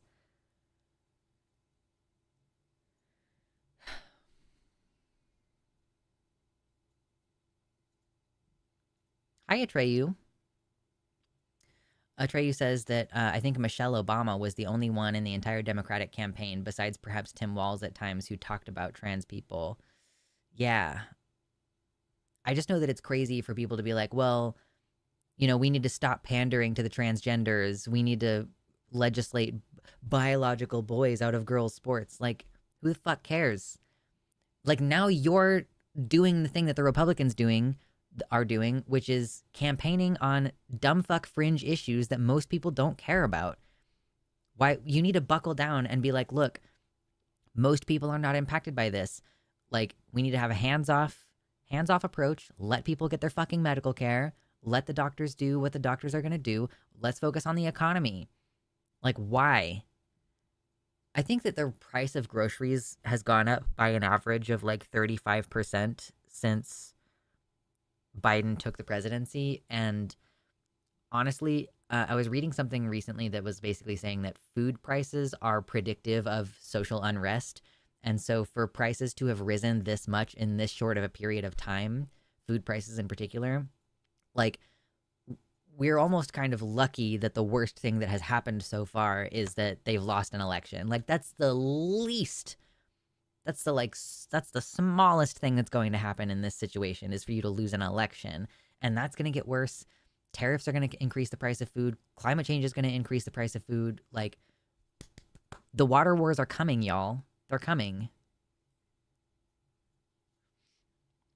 If there's any one thing I think it is fair to blame, it's Joe Biden for having such shit foreign policy, shit ability to signal the good things he did domestically, and trying to cling to power in the face of his own declining health and robbing us of a primary. Yeah, I do think that a primary would have put us in a better position. I do not think that Kamala Harris would have been our candidate if we had had a primary. But it was just like, well, it's too late to do a primary. Too bad.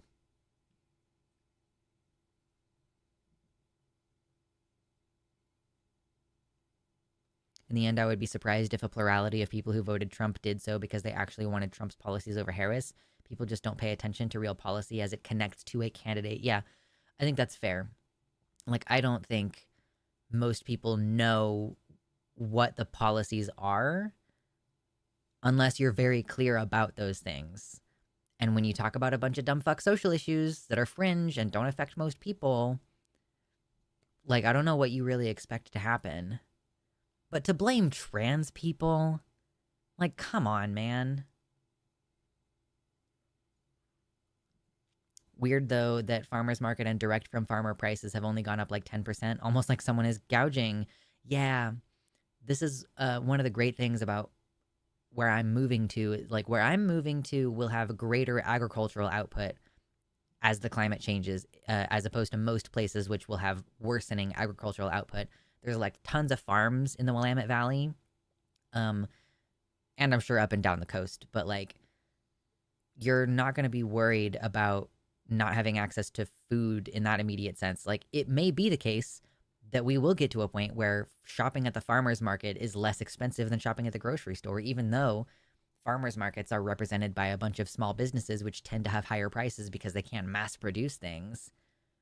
But yeah, I would much rather go to a farmer's market and support my local farms, or even like travel directly to a farm that I know has good produce and I want to support that particular business owner. There was one of the places that I purchased from at the farmer's market was like a curmudgeonly lesbian couple. I was like, bet, I will buy tomatoes from you.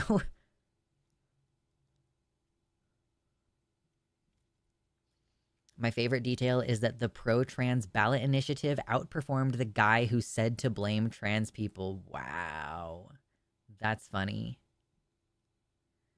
I have a family member who thinks trans folks will be fine and are welcome under Trump. Well, I mean, it's like literally page 5 of Project 2025 where they say, by the way, pornography is going to be illegal, punishable by jail time, and also trans people are porn. So I don't know how else you could interpret that.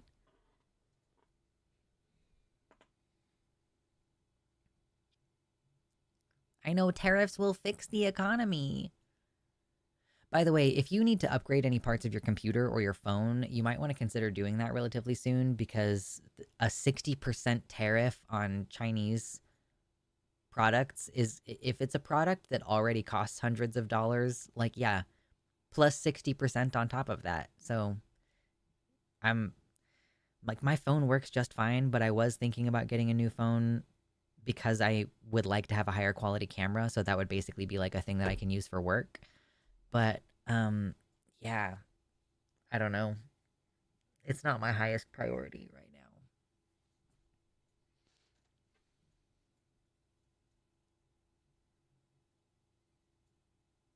And car parts, yeah, if you need to buy a new car. Let's not even get started on the people who voted without knowing who pays the tariffs actually. Yes, we are the perfect cultural scapegoat right now. They've been priming it for years.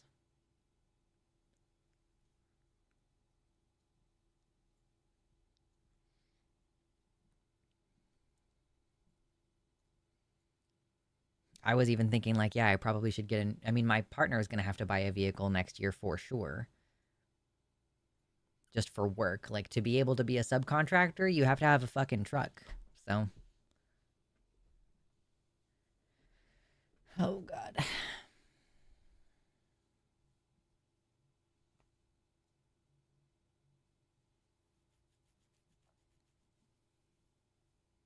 Basically looking for, I'm like, the things I know people are worried about, the whole they're going to come after trans people and put us in camps thing. I'm honestly like just more worried about the economy and how fucked up it's going to be.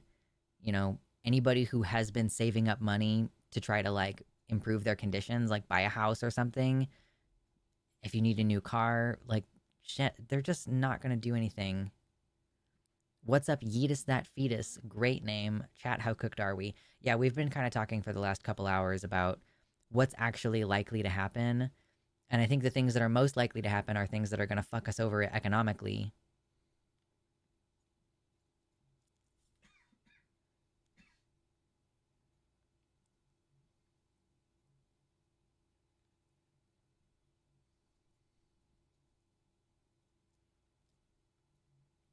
IDK if it's still like this, but I remember people buying stuff like video games from other countries. Um, I don't really know how that works. Like if you buy something domestically and it has been imported versus like can you buy something in another country and just have it shipped to you? I'm not really sure if that is a way to get around tariffs or not. Uh, but literally I don't know. So both in terms of economy and in existence as a trans person, I think that the things that we should worry about as trans people are like, okay, so it would be a bummer if you couldn't get your documentation updated. Like if you get a passport and they've changed it to where you can't get your preferred gender on there, then that would be an issue, right? I don't think that we're going to, at least immediately, we're not going to have to worry about like getting put in camps or something. Do you really think that they're going to be able to pass a federal law that says trans people are sex criminals? Like, I don't think that that's the case. I will eat my hat if I am wrong, but I just think that we should be worried about more like get to a blue state that's going to protect your rights and then start preparing more long term for the economic collapse and like climate change. Been trying to store herbs and drying stuff in advance, but I feel like that's low key dumb. I mean, food production and spice production, I would say, is not like a bad idea. I actually just bought some cumin recently and I was like, what is going to happen? I don't actually know how to make cumin. It's a seed, I think. The part of the plant that we eat is like the seed that's been ground up. It's not on my master list of things I need to grow, but it should be because cumin is good and it's necessary for certain types of food.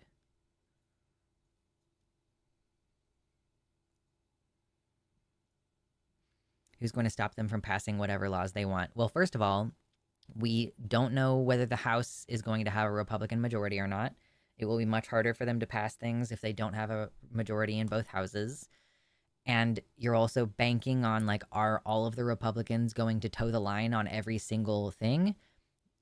If they try to pass something extreme like being trans is a sex crime, um, and like if they try to strip away your right to express your gender however you want, like that's First Amendment rights. Like we're making a lot of assumptions, is what I'm saying, that we shouldn't necessarily be making.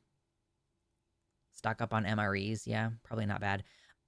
I don't necessarily agree that that's like the main thing that you should be doing. I think this is the big difference between leftist preppers versus Republican preppers. Republican preppers do things like buy buckets of food that are supposed to last a long time. Leftist preppers do things like, I'm going to try to grow my own food, which is obviously much more sustainable long term. Like, you're going to run out of the buckets eventually, whereas, like, my garden is going to produce food every year.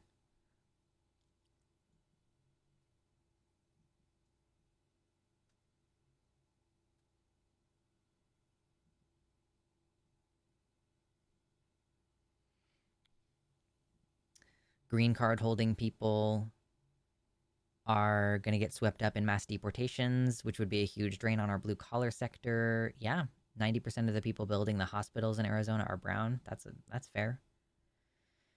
I feel like we're guaranteed to enter a recession, if not a depression, as a result of this administration. I feel like the worst case scenario is things going well enough that the next Republican wins, and then things go to shit. Yeah, if we have two Republican presidencies in a row, then I would say there's more concern for those social issues longer term. Customs will come after you if you try to circumvent tariffs. Yeah.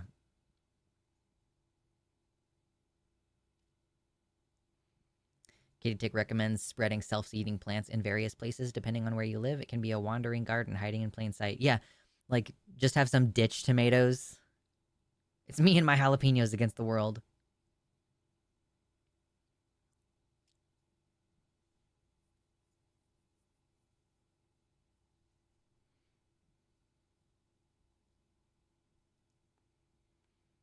Non-perishable stores are a good emergency backup, but yes, be self-sustaining. Yeah, and if you get to a place where you're producing some of your own food, you can also learn how to can food and have a dry store cupboard and like save shit.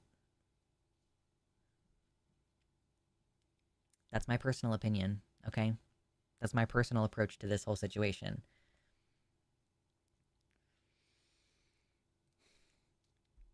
I wish I had more to say about, like, why are you blaming trans people? Like, what the fuck, though?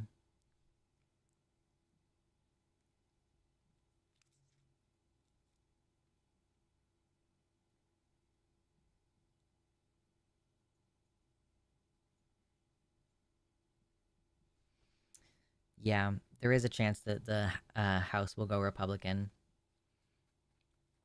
Obviously, that makes things much easier for them. But don't forget that a lot of this is going to end up in the courts. You know, blue states are going to sue, and it has to work its way through the courts, and that takes years. And obviously, the Supreme Court is not on our side for most things, but like just the fact that this goes through a protracted court situation where like we're going back and forth and then we have to appeal up to the next one and blah blah blah. It takes a long time for things to happen because of our bureaucratic processes. So if we can at least stall those things out and make them take longer, and then maybe in 2 years we get a blue wave because Trump is going to immediately tank the economy. Okay, well then that makes things much harder for them to pass anything. It's not like we're not guaranteed to have 4 years of majority.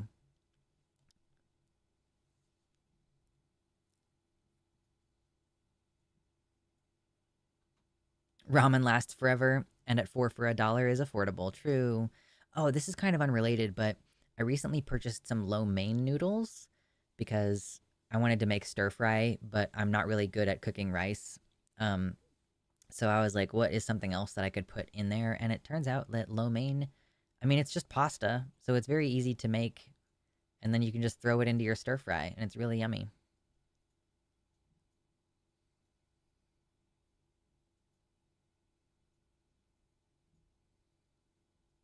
Yes, blaming trans people for this is very stupid. Harris didn't lose millions of votes from Biden because of trans people. Blue states may claim states' rights and simply refuse to enforce federal laws as well. I mean, that's literally what we do right now with cannabis. Cannabis is still illegal on the federal level, and yet states are doing it.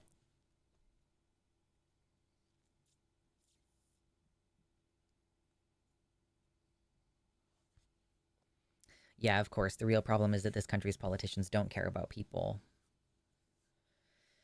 It's not about what's good for people. That's a capitalist system. It's about, what turns a profit, really. It's kind of all that matters at the end of the day. Oh, damn, I've gotten a couple of really generous donations on GoFundMe over the last couple days. That's really good stuff.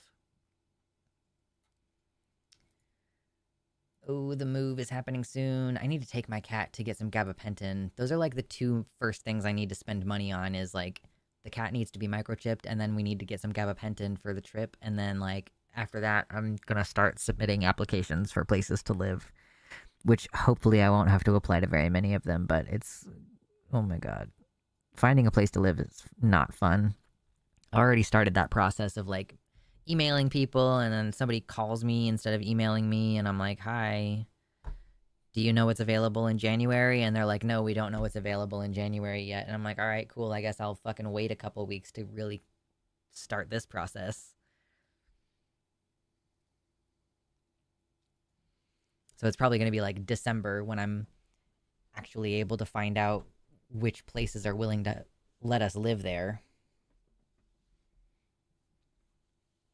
Yeah, like I said this way earlier, Mark, and you hadn't joined the stream yet, so I don't mind repeating myself. But like the whole, if the feds send in people to forcefully enforce the laws, like you're relying on a lot of assumptions about whether the military is going to agree with Trump, and we have already seen military leaders ignoring what Trump tells them to do because he tried to get the military involved in January 6th, and they were like, no, we're not going to do that. So yeah, we're just making a lot of assumptions that like it's going to be really bad and terrible and we need to be prepared and like, okay, chill out a little bit. Excuse me. Yeah, the trade schools thing I think is a great idea, Kitty.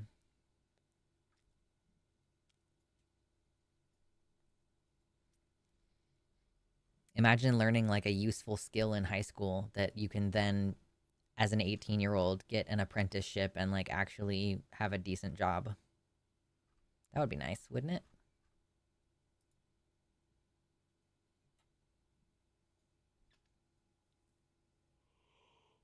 Oh my gosh.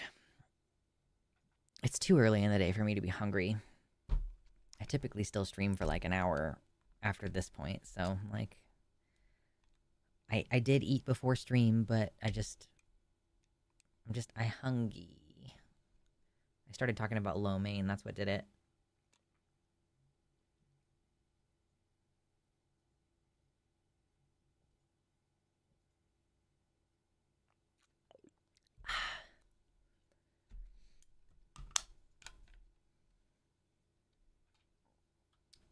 Okay. I keep disconnecting and reconnecting to the YouTube chat. It's very weird. I don't know why that's happening.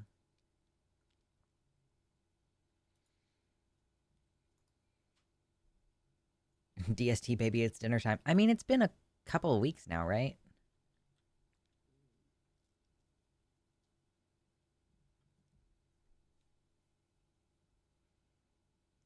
I'm on my way to becoming a nurse. I hated it because my parents forced it on me, but low key, it might not be a bad idea right now. I mean, yeah, having basic triage skills is probably important.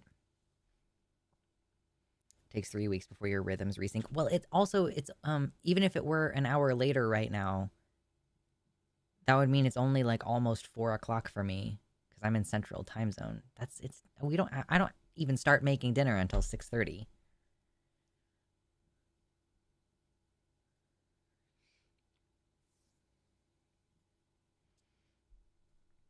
Yes, we are seeing a decline in plumbers, mechanics, and electricians. So The average age of an electrician is like 55 as of the last time I checked. So we definitely need more people in those trades. And that's essential work that um, can benefit your community if shit starts to hit the fan.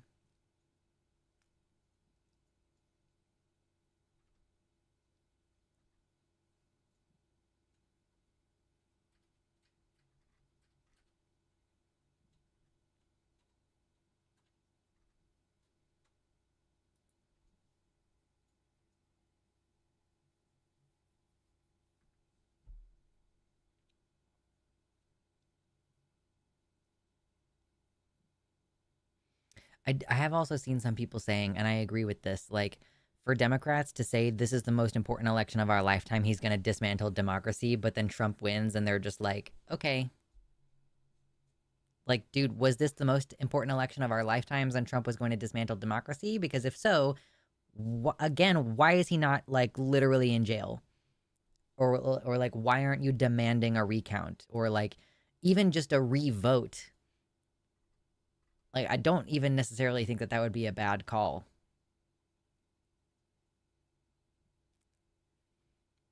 Part of the why the housing is more expensive now is that old men can't build house fast. And if they're made by young people who don't know what they're doing and they're being pressured by the company to do it faster, then yeah, you're gonna have low quality housing as well.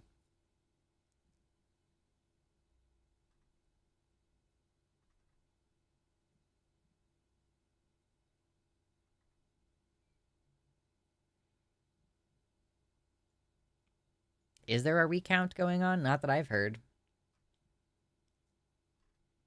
Oh, by the way, it seems like bird flu is probably human to human transmission now. So if you weren't already wearing a mask, you need to wear a mask for this thing that has like a 50% mortality rate with some strains. Just so you know. And especially in California, the wastewater levels of bird flu are really high. H5N1,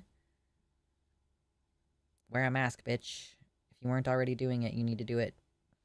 I don't care if you think they're too expensive. Set aside money in your budget for it.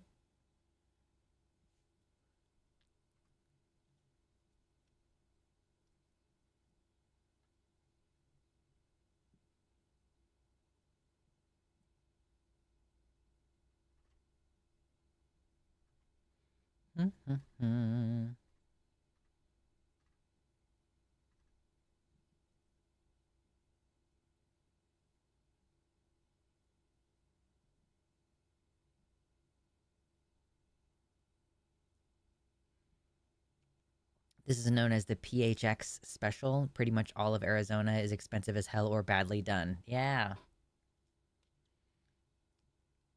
No, not the burbs. Dude, it's not even just the burbs. This is the problem with bird flu is that it's in like 40 different mammals. Cats, if your cat catches bird flu, 100% mortality rate. Like basically every single cat that catches bird flu dies. So if you let your cat outside, stop doing that. Um and like yeah, there's like this effect that I don't know the name of, but it's basically like as the climate gets more fucked up, animals start ranging closer to human habitation, which exposes us to their diseases more. So like it's yeah, bird flu is in 40 different mammal species. It's in the pigs, it's in the cows, it's in the chickens, like it's in wild birds. It could be in the deer, like it's all over the place and you need to be careful. I would say don't let random dogs lick your face. Why the fuck isn't anyone talking about the bird flu? Oh, because I mean, lots of things like this pandemic that we're not even out of yet has like primed people to continue ignoring more pandemic shit happening.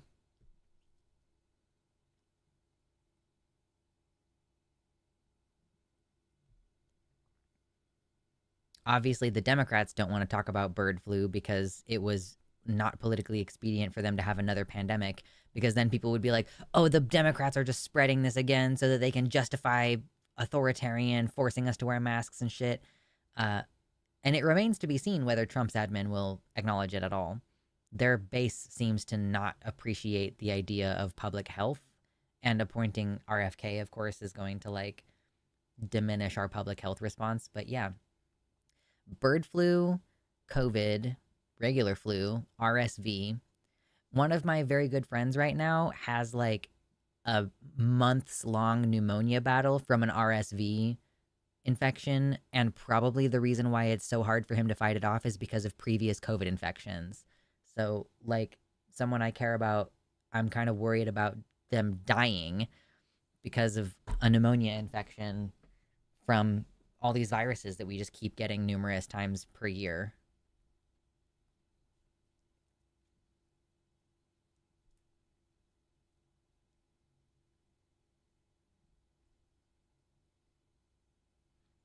Trump's admin doesn't believe in pandemics. Yeah, they're just going to let you die. They don't care.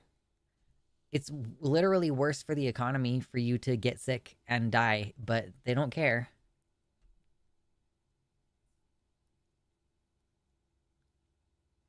Well, they believe in them, they just don't care because they will be fine. I mean, this is part of where the classism comes in, is that these people have like high quality air filters and they have UV filters.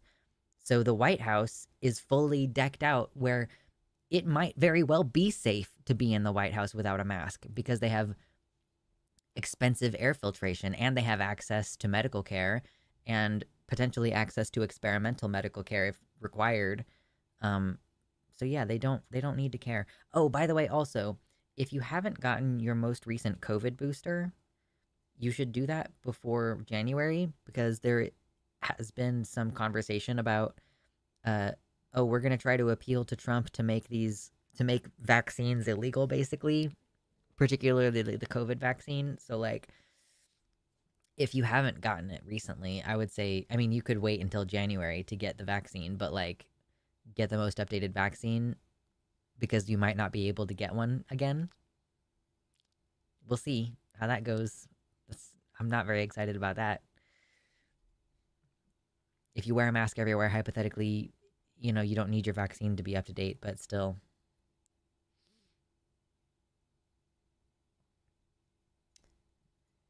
Yeah, one of the things he intends to do is to dismantle the pandemic response team again because Biden put it back together after he dismantled it the first time.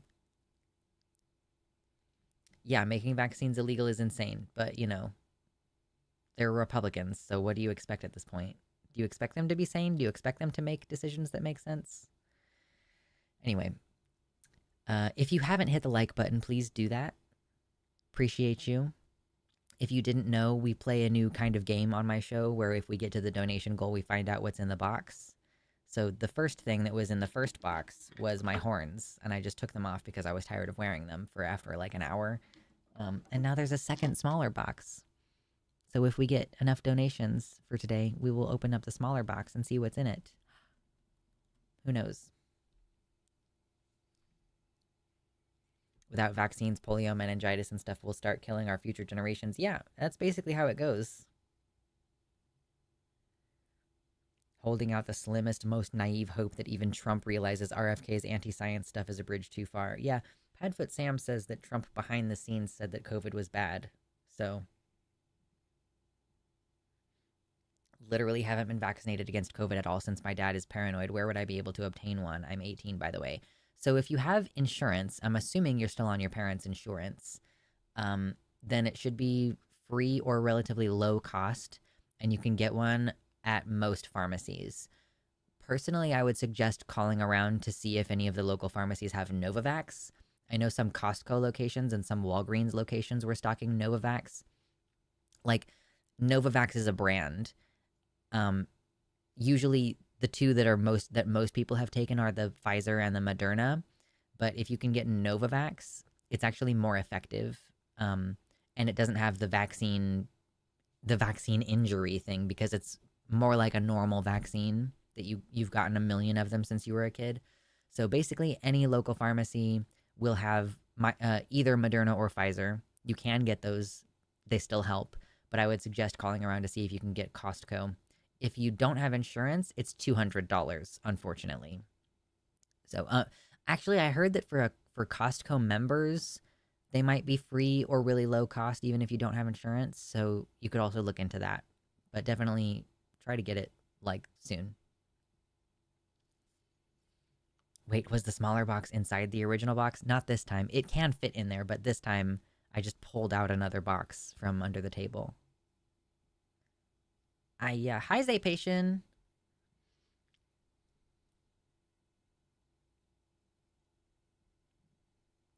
I'm watching on 2 times at work, almost caught up.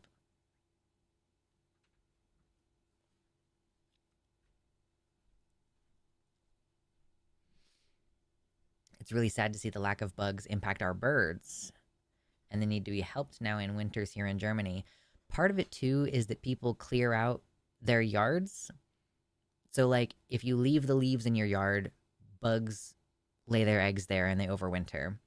Also, if you have grasses and flowers, you should not cut them down over the winter. I know they kind of look ugly when they're all dry and crusty and everything, but not only are they places where bugs lay their eggs and live, but they also, if you have like any kind of grass that forms a seed head at the top, that's food for the birds over the winter. And obviously the bugs are too. So yeah, I mean, if you own land, obviously not everybody owns land.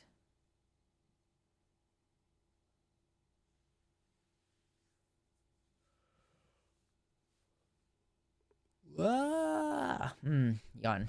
Okay.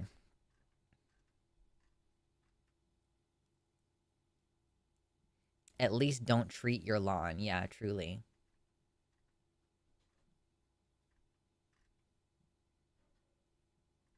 Ha! Ha ha ha ha! Oh, this is funny. I voted for Trump. My wife sent me divorce papers. What do I do? I didn't even know it was possible to be served divorce papers this quickly. Girl, you know she had the paperwork ready for you. She was ready for you. I don't even know what to say. I'm shocked I married somebody willing to throw away our entire life over politics. You were willing to throw away her entire life over politics, bitch. Are you fucking serious right now? Last week we were happy. Today we're getting divorced. She won't have a discussion. She says nothing will change her mind.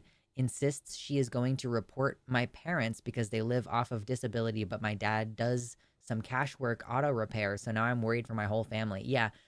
Sorry, but the rules are that if you're on disability, you can't have like side jobs. I know that that's really fucked up, and that is kind of fucked up. But like, I guess the parents are probably Trump supporters too. So she's basically like, I'm willing to use the mechanisms to ruin your lives. Honestly, can't disagree with that necessarily. She wants to buy.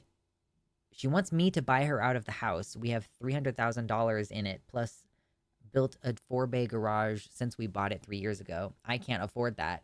When I told her this, as she was packing her things, she said, I guess you're finally going to really know how it feels to be fucked by a Democrat. Lamau, um, her name is on the deed, but not the mortgage. I'm not confident that I can reason with her. What do I do? Where do I start? How do I fix this? Is anybody else experiencing this in the wake of election results? This is called fuck around and find out. Thank you, Zipation.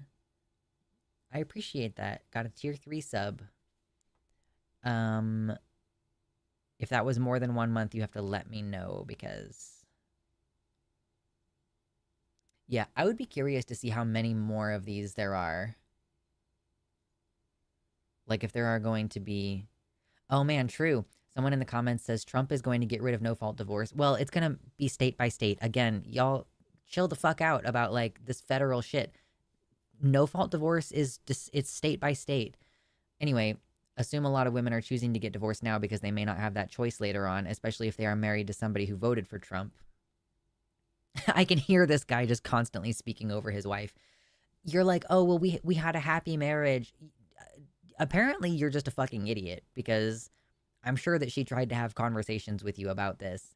You voted for somebody who wants to create a system where if she gets pregnant and has a miscarriage, she'll just die of sepsis in the parking lot. Like, I completely support women divorcing Trump voting husbands. I'm very glad that I don't even have to think about the possibility of that happening. But also, like, you knew, like, she knew. She was married to you for a while. She knew that you were a piece of shit for a while, probably.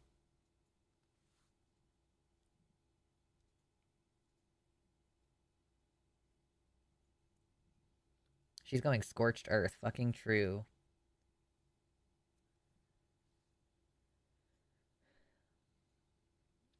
I'm blindsided. Yeah. Uh, Translation, I didn't fucking ever listen to my wife. Time for a lesbian wave. Yeah, I guess it's time for some political lesbianism. I don't think these men think about how it could affect their moms, sisters, GFs, and wives. Probably not.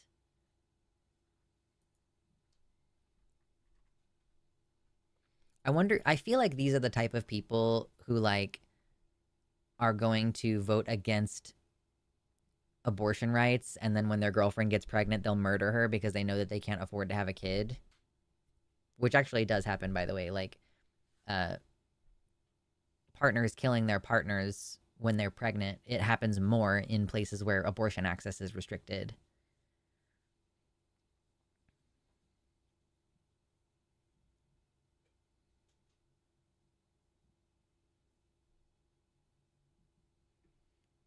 Kitty says, we are 50 countries made up of micronations, counties, which have thousands of conflicting laws and have been for 100 years. The Fed is a mirage. I don't disagree with you.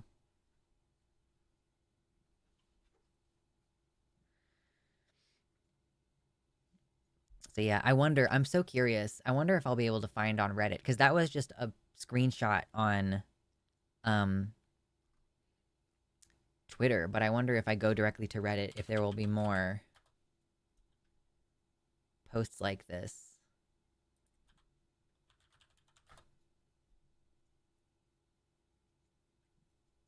Oh, by the way, yes, I need to add that. Thank you, Zypation, for the donation. Let me add that to my total here.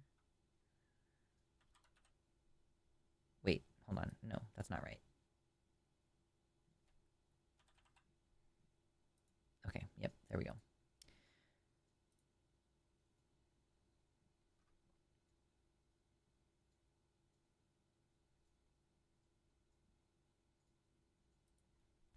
Excuse me.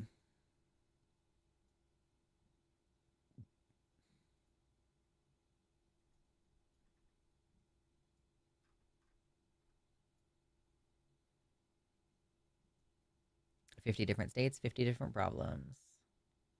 Where's chat? Come back.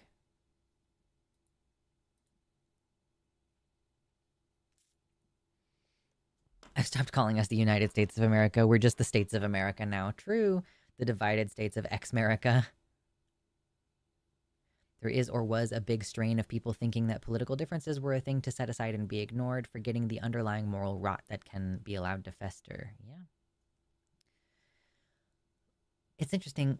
I wonder if this post got deleted. Because it's like divorce. And then I like went to Reddit and I typed in divorce. And why is it like the most recent posts are from 2 months ago?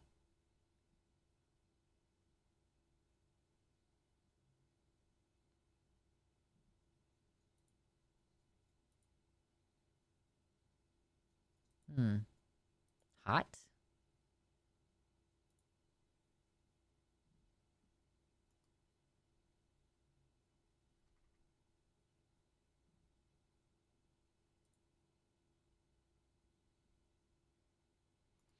Okay, what if I type in like Trump divorce? Will that show me more results? Okay, here's one that says, I'm starting divorce procedures with my husband after I found out he voted for Donald Trump.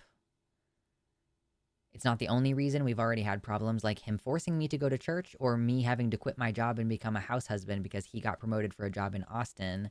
I couldn't find a job there, so I just settled in doing housework.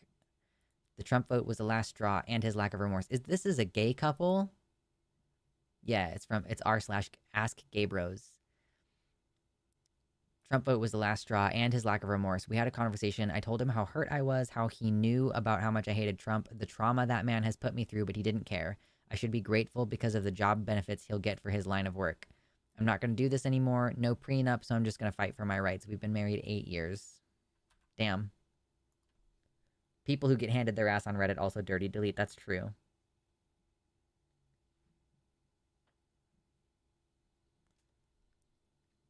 My husband voted for Trump, but divorce seems impossible. Has anyone divorced their husband over Trump?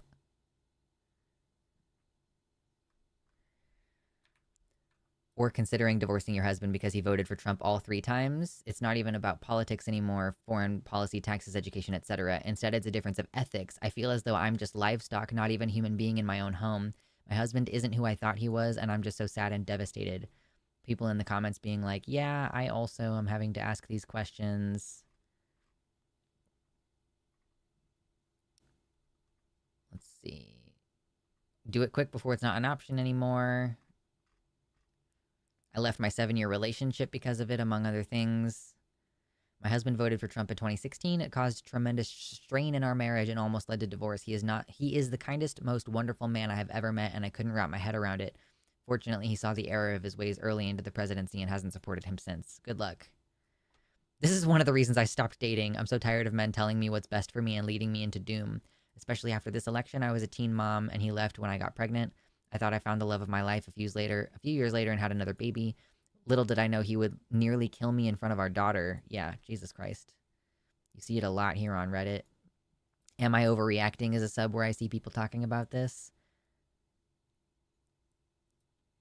I'm divorced from my ex-husband who emotionally abused me for voting for Obama. Damn. If I hadn't divorced my ex before this, I certainly would have after. His second wife did divorce him due to his Trump support and beliefs. Lamau.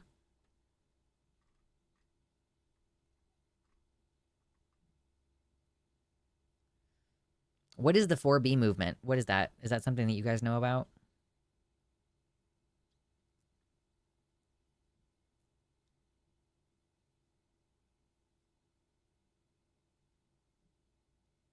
Yeah, gay men voting for Trump, terminal fucking stupidity.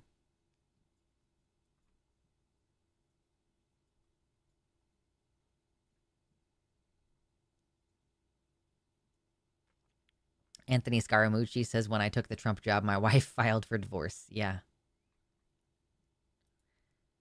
Oh, this is a year ago. But I, male 57, and my wife, female 57, have been married for 31 years. We have 2 kids, but that's irrelevant. From the day we met in the 80s, it was understood I am conservative and she is liberal. We had great debates over the years where she agreed capitalism was logical but flawed, and I agreed we must have a social net. In the past few years since Trump won in 2016, I can't even talk to her about politics without it getting really ugly and dramatic really fast. She hates me for voting Trump in 2016 and says she will divorce me if I vote for him in 24. By the way, I don't like Trump at all, but I think Biden is a disaster. My question for Reddit is, should I just bite my lip in political conversations with her and our liberal neighbors, or maybe not even follow politics in general and stick to playing my guitar? I love her and don't want politics to come between us. Damn.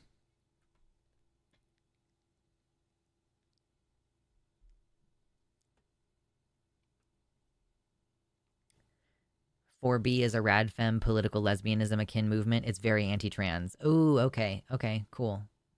Does it stand for something? Like 4B, does it stand for something?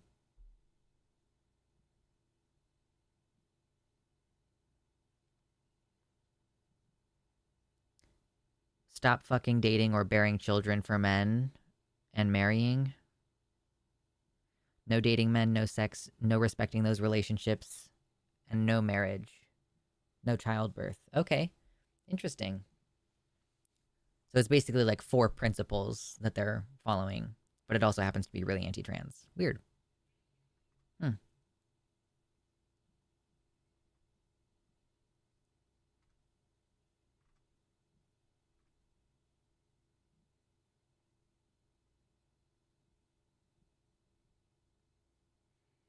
Oh, it's something to do with Korean or Chinese language. Okay. Just boycotting men. Okay.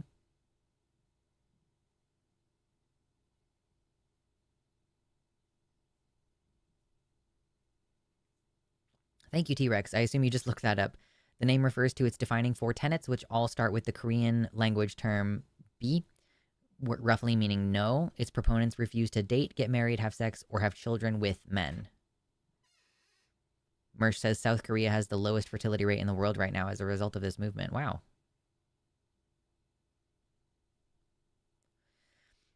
I'm really interested in like very recent um posts, and a lot of them are from like within the past year. Oh, this poor woman.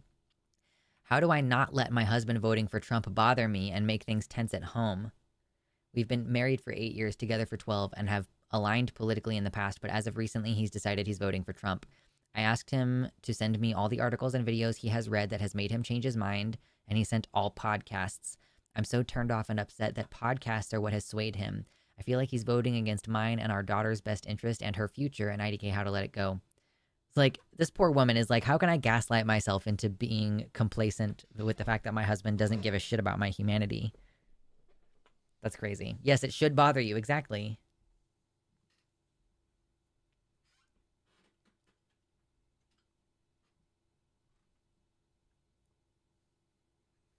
Damn.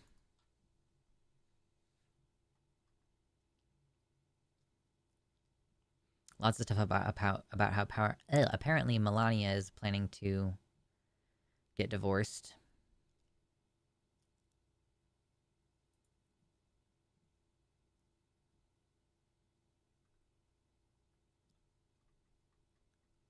Oh, okay. So this post, I guess, did kind of get deleted.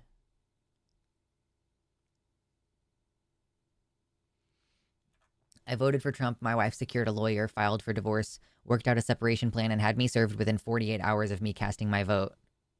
Oh, no, this is that other post. This is the same one that we read initially. Okay, cool.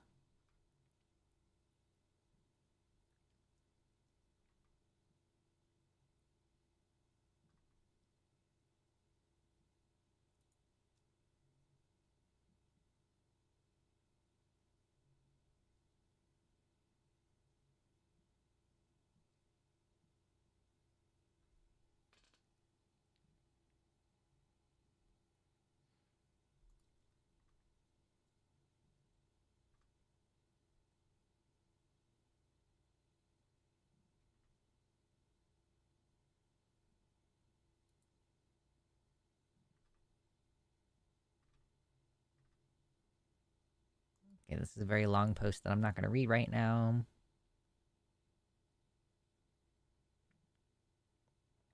Lots of stuff makes more sense when you remember that people are stupid.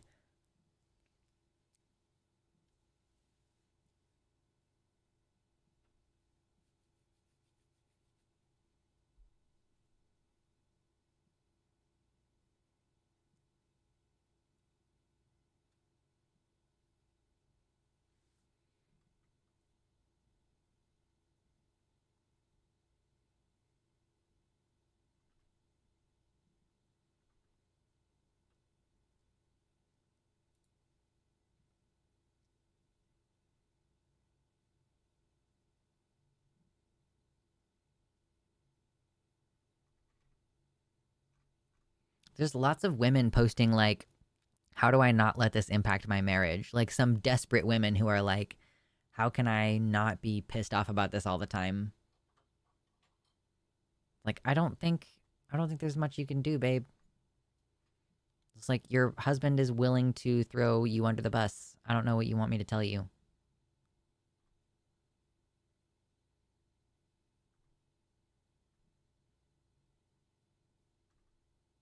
Yeah, this one post about the dude being served within 48 hours is kind of going around a lot.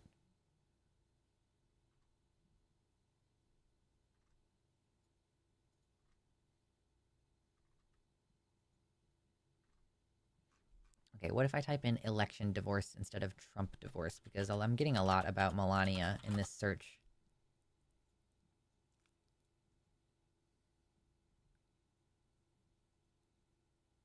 Yeah, these women are trying so hard to, like, maintain their relationships, but they shouldn't. Here's another post on about a gay couple, a male gay couple.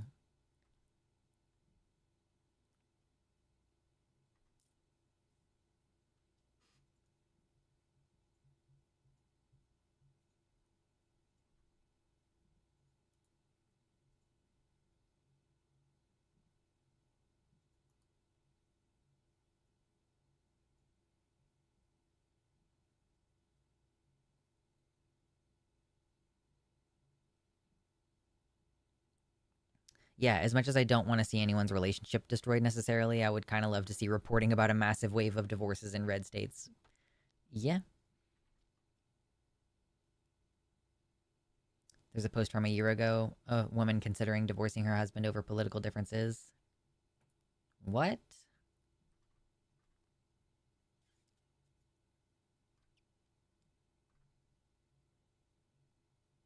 Oh, yeah, this is a little bit different.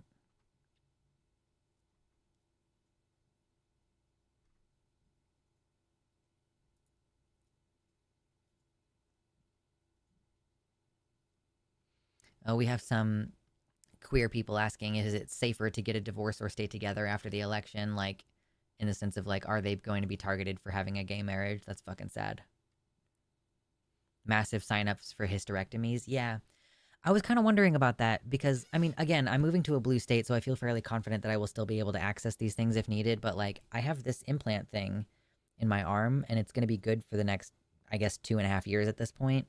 Um, I was like, I mean, I'm probably gonna have the conversation with my partner about like, are we going to have kids or not? Like, let's get if we're not, then one of us needs to get permanently sterilized so that we can so that I don't have to continue shouldering the burden of birth control all the fucking time. Um, and I was like, yeah, am I gonna be able to get replaced? Like, I hope so. Also, apparently, sometimes when with these long term birth control things, it turns out like initially they're good for 3 years, but then there's more research that's done that shows that actually it's good for 5 years. So maybe it's going to be good for 5 years by the time it comes around to about time for me to have it replaced or removed. Um, but yeah, yeah, people signing up for long term birth control. Probably going to be lots of people getting IUDs or the implant thing like I have.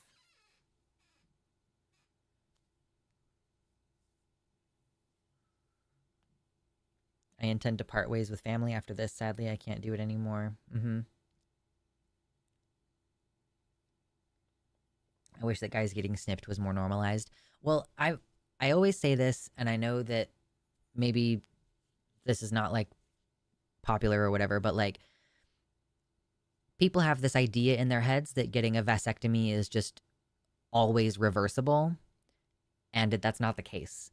So like if a man gets a vasectomy or whoever has a fucking ball sack gets a vasectomy, um, it's less reversible every year. So after about 10 years, it's basically not reversible, right?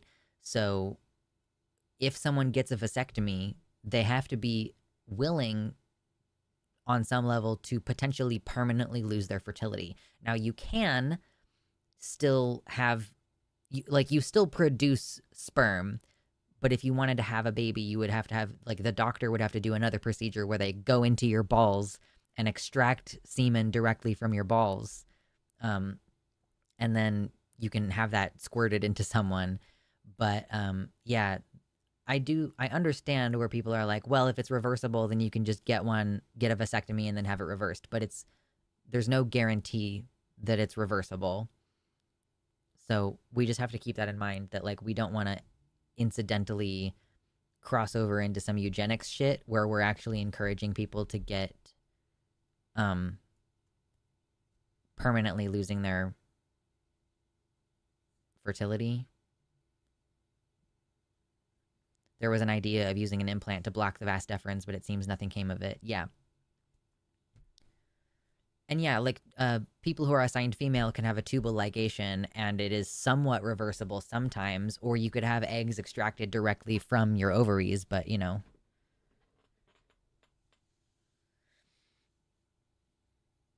Obviously, I think these things should be easily accessible to people who want them, but I don't think the answer is to be like, well, men should just get vasectomies. Like, we could continue to encourage men to like use protection, and we can encourage funding into hormonal birth control for men. Like, it is a potential thing that could happen. Yeah, no. So yeah, I don't disagree with the premise that we should place equal responsibility for avoiding pregnancy on men. It's just that the vasectomy conversation I think is a lot less cut and dry than people treat it. And I try to counteract that when possible, just because I think people don't know. But yeah, I think if we were to go with messaging like,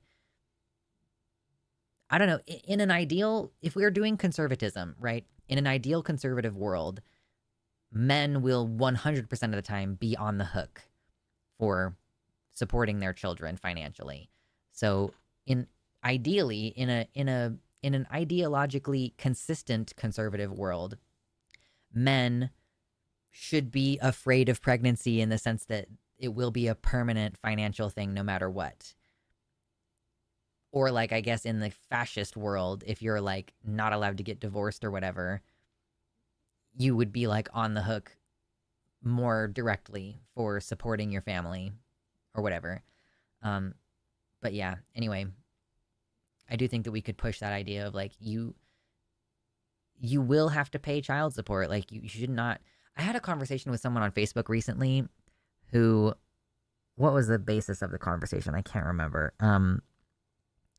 Oh, it was like, what about, it was a man going, what about my choice? Like I wanted to have a baby, but the woman I had sex with got an abortion without my consent or whatever. And I was like, maybe you could try ejaculating in a woman who wants to have a baby with you.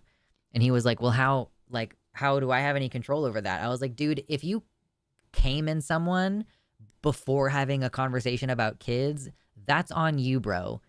Like, don't come in someone who you haven't had a conversation about having kids with. What the fuck is wrong with you? I don't know. Anyway.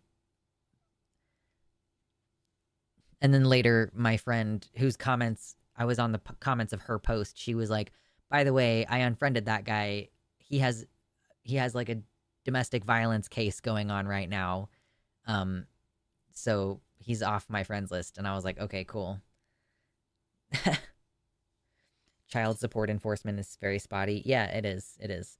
I was just saying, like, if the conservatives really were pro family, if they make birth control impossible to get a hold of and they make abortion illegal and stuff, then the logical thing to do is also to have extreme heavy punishments for men who refuse to support their families. I'm saying that that would be ideologically consistent.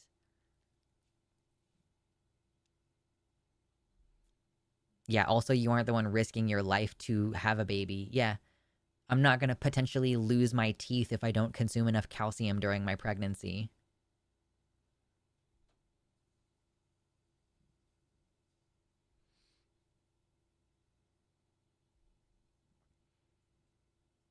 Absolutely insane. I'm sure they'd want to bring back shotgun marriages for that. Yeah. Like, if conservatism was ideologically consistent, then men would be basically forced to take care of their families, and marital rape and marital abuse would be extremely illegal and would be heavily punished. Yeah, obviously condoms are still good because you have to protect yourself against STDs as well. Apparently, gonorrhea is very prolific among lesbians because lesbians are not as safe with STDs because they don't have to protect themselves from pregnancy.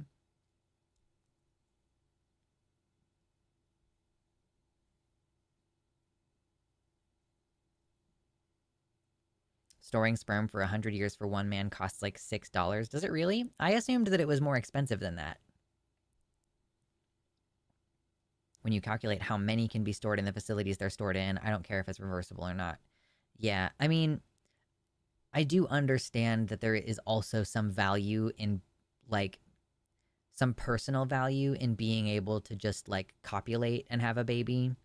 Like, it takes some of the magic out of it if you're like, I'm gonna go ahead and be, I'm just gonna have my stuff squirted into somebody with a tube. Um, you know, it kind of takes something out of the process. And I don't think that we should get into that level of invasiveness into people's bodily autonomy or whatever. And then, yeah, like, I don't know how expensive it is. And also, you'll lose all of your samples if the power goes out for too long, if there's not a generator set up. These are mostly private companies which could go under. This is also part of the issue with cryogenic freezing, where people are like, "Oh, I just want to be cryogenically frozen when I die."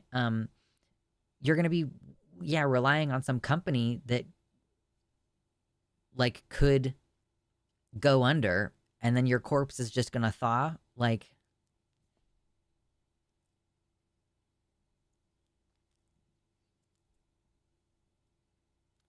yeah, you'd also think that reproductive assistance would be covered if they wanted more babies, but no. I have seen some Republicans coming out and saying like, "Yo, we do support in vitro fertilization and people should have access to that." But again, it's not ideologically consistent. We had a syphilis outbreak in our county the other year, of all things. Syphilis is extremely common in nursing homes, from what I remember.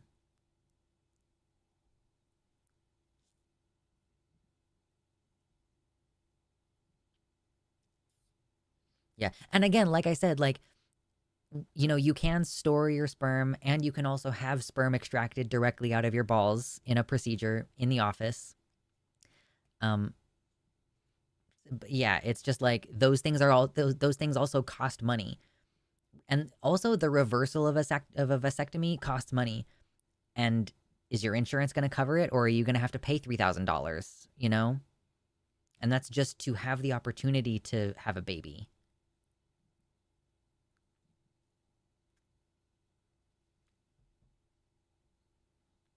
Artificial reproduction has problems, but unless we get people a livable wage while young, it's going to be necessary, I think. Sure. And we're seeing like microplastics in testicles of deceased individuals, like, yeah, like impacting people's fertility. Truly, yeah, if a lot of people are relying on frozen samples, it makes it easy to enact eugenics by just destroying their genetic material or secretly replacing samples, like that one guy who ran a fertility clinic and replaced all the sperm with his own. Yeah, that's. Tell me that Elon Musk wouldn't do that. Tell me that Elon Musk wouldn't just fill tubes and tubes and tubes because he is obsessed with spreading his seed. It's so fucking creepy. We know. We know that dumb shit like this is going to happen.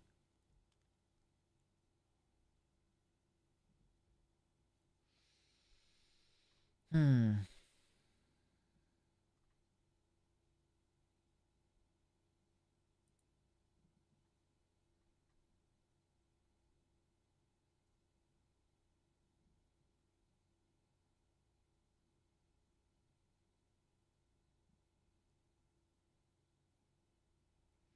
The thought of a needle to the balls got me like, yeah. I don't know what goes into the procedure. I'm assuming that they give you anesthetic, but it's basically like going in and getting a vasectomy again, in the sense that they like make a micro incision and then like, I don't really know how it works, but they extract it directly out of your balls.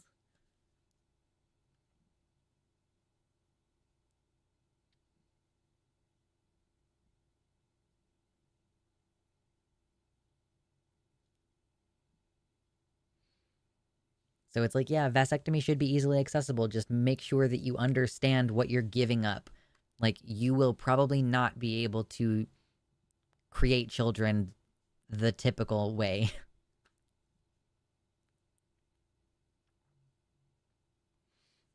But also, in a lot of places, it only costs like $1,000 to get fixed. So it's an in office procedure. You don't require general anesthesia, as opposed to like if a female gets a tubal ligation or whatever, like it requires general anesthesia. It's much more invasive. It has a much longer healing time. It's much more expensive.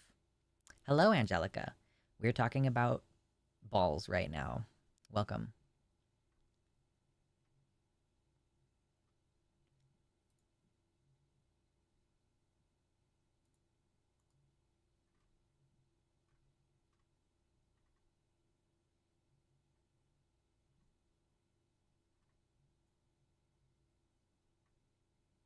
I don't know why lots of people have apparently been speculating that Melania will divorce Trump after he loses the election. Like, of course, this is post from the past year.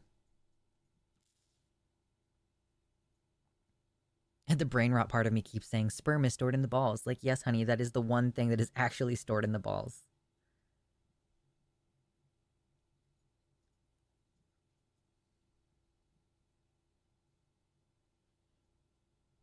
Yeah, yeah. Again, I do think that teaching people appropriate sex ed is probably the best answer to this question of like, how do we deal with this going forward? It's much less expensive to. It's probably, well, I don't know, probably maybe over time it adds up depending on how often you have sex, I suppose, but it's probably less expensive to just wear a condom and do it correctly than it is to pay for an abortion or pay for a vasectomy or pay for raising a child for 18 years. Yes, the male ego is also stored in the balls. That's true.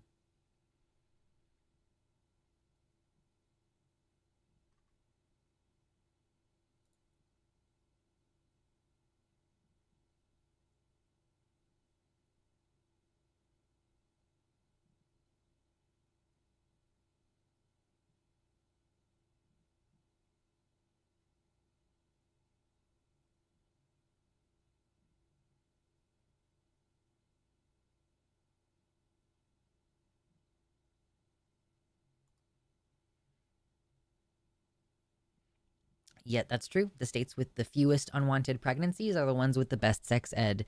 I think Texas and like Alabama have like the highest rates of teen pregnancies and unwanted pregnancies.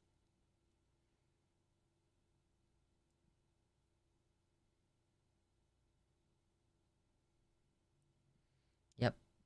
Got to make condoms more accessible.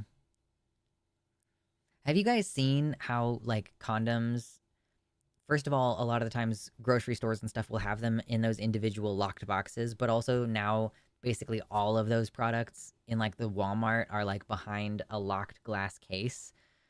So because people have been stealing them. So yeah, people are stealing condoms for kind of the same reason that they steal baby food, in that it's a necessity in order to like, I mean obviously for the baby food is like necessary because they need to live, but like condoms are a necessity because they save you a huge amount of money, they prevent life altering things from happening to you. Um yeah, sex education I think is probably going to be considered porn under Project 2025. So goodbye sex ed. I wonder what the rate is of unwanted pregnancies in all these places where condoms are like you can't steal them anymore basically.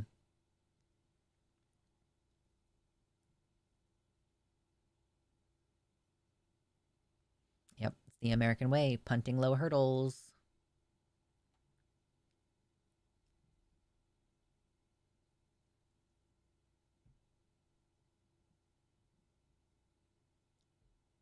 I don't know who that is, Ty.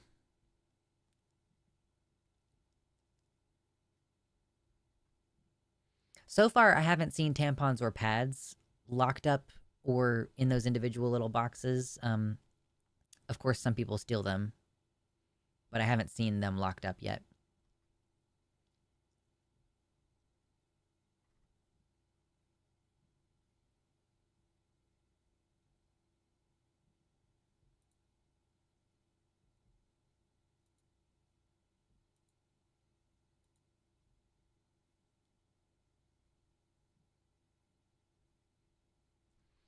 Okay, let's read this somewhat more amusing post since we still have a little bit of time left here.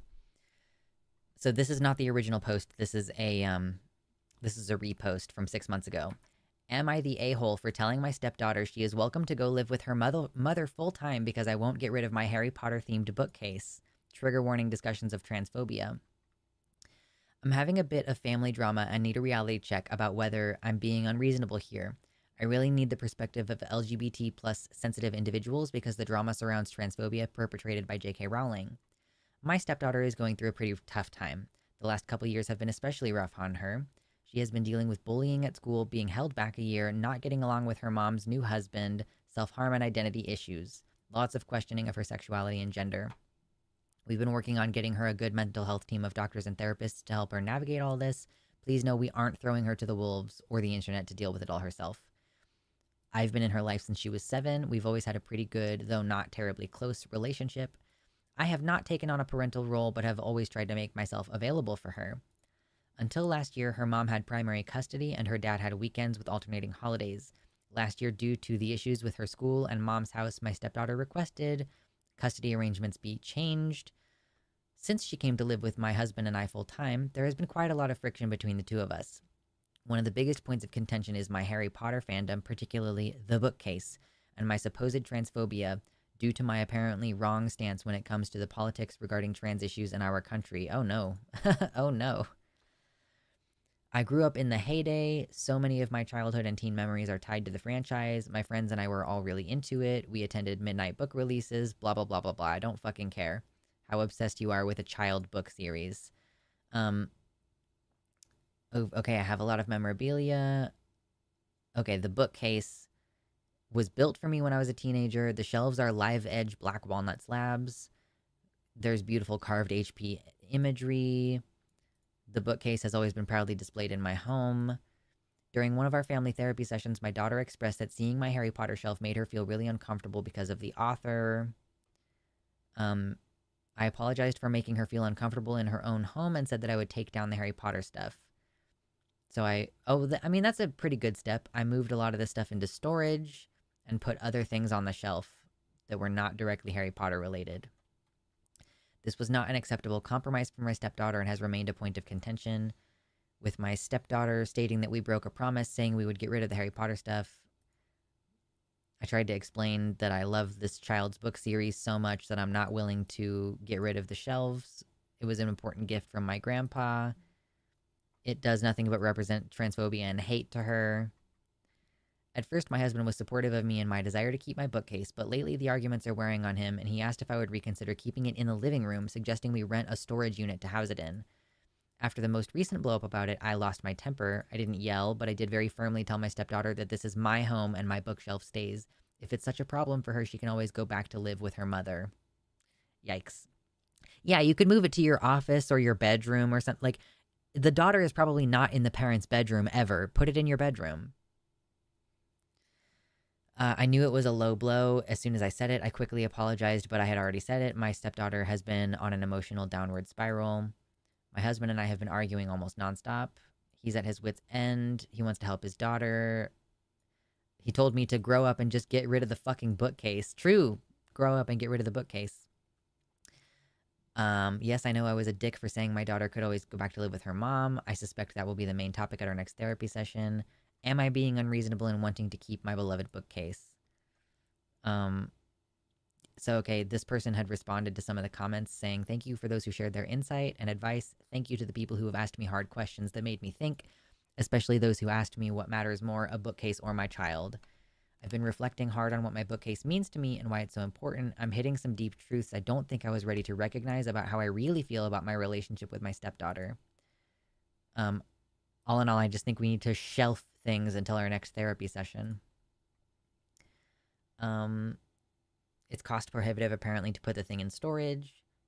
Why can't you move it to the primary bedroom? The only way it's going upstairs is if it's completely dismantled and rebuilt. I don't have the skills, knowledge, or tools to do that, and hiring out a task like that is prohibitively expensive because it will have to be done again when moving the bookcase out. What is the solution here? Have we gotten to it? She's responding to a million comments. Okay, here's an update. He apologized for being snappish with me, agreed that my stepdaughter is being unreasonable about the bookcase. He ultimately agreed to back me about it. I apologized to my stepdaughter for the remark I made.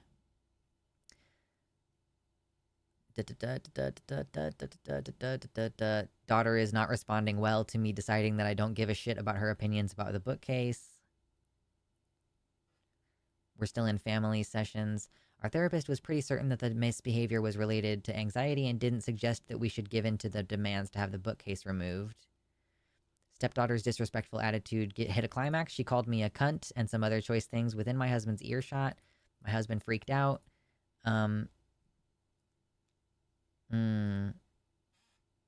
This incident led us to a breakthrough. The counselor invited my husband and I into one of daughter's sessions, and she had a bit of a breakdown.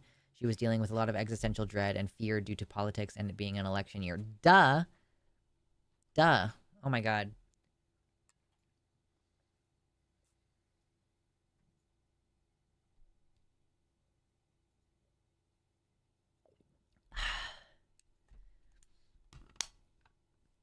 So apparently things have been on an upswing. Before she left for her mom's this past weekend, she gave me a Mother's Day gift. It's an adorable little planter that says "Caution, mandrakes." Wow.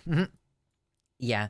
No, I mean this kid is worried about being sent back to their mom's house where they were not successful in school and were having a lot of issues. So I think she's just capitulating at this point, but whatever.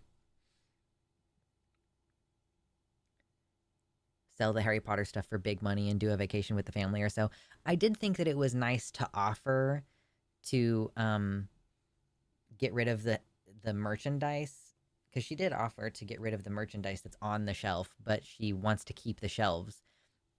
And then she's like,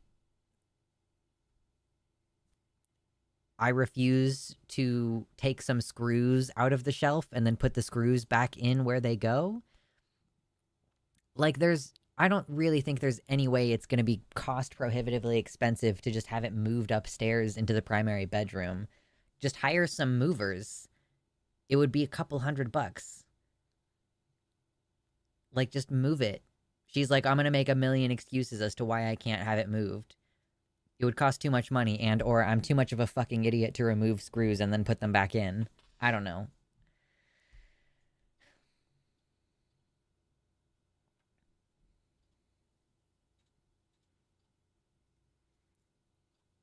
Yeah, this is an entire novel about a bookcase.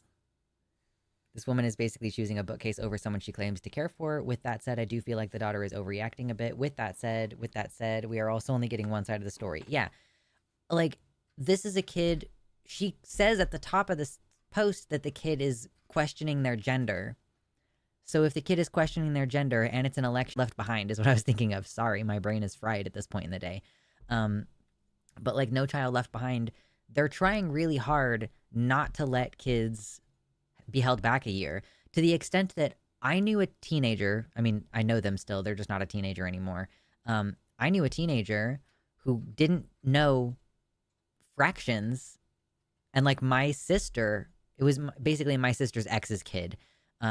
They were in like a sophomore year of high school and didn't know fractions because there's this push to just keep advancing kids to the next year regardless of whether they actually know the material. Like, we're trying so hard not to hold kids behind. So if this kid was held behind living in the US, that's a big fucking deal. They must have failed like all of their classes.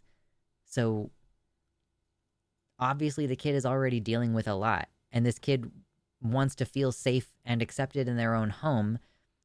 And even if you were like to say, I don't want to get rid of the bookcase, you could do other things to accommodate the kid instead of basically just like having every authority figure in their life gang up on them and tell them that they're not allowed to like have these feelings. What happened? Why is the stream suddenly talking about fractions? I mean, we just read a big long Reddit post about transphobia, and it led into a discussion about like, if teenagers are acting out about something, it probably is because of like numerous things going on.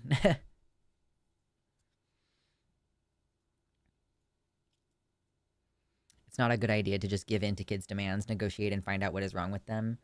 I mean, yeah, they did attempt to negotiate a bit. Like, I don't think if the kid is feeling antagonized, but because there is a symbol in their home representing J.K. Rowling's transphobia, I think that it's a reasonable compromise to move the bookcase to somewhere where they don't have to see it every day. You know? Like, this is a kid who, she said at the top of the post that the kid is questioning their sexuality and gender. And with everything else going on, like, it seems like that is a pretty small thing to do to make the kid feel better.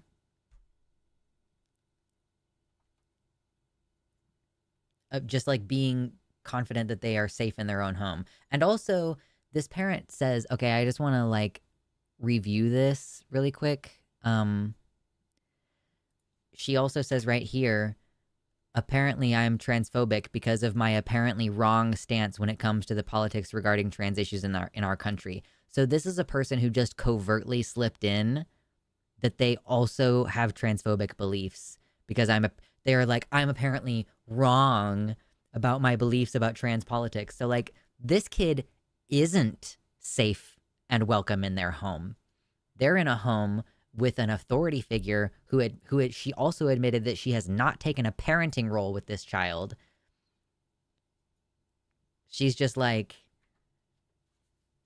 I'm an authority figure who gets to vote, and like I'm sure that this parent is going to be part of the discussion of whether they get this kid gender affirming care. So like this is a teen who not only knows like it's not just the presence of Harry Potter in their home, it's also that this parent or this parent figure, this authority figure is anti-trans in some way that they refuse to go into in this post because people would rip into them, because it's like it's not just about fucking Harry Potter, it's about your transphobia and Harry Potter.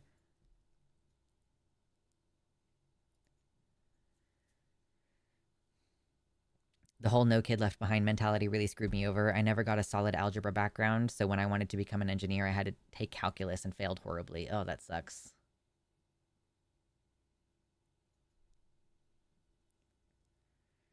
Yeah, we love how J.K. Rowling and her transphobia has an impact on families and relationships globally.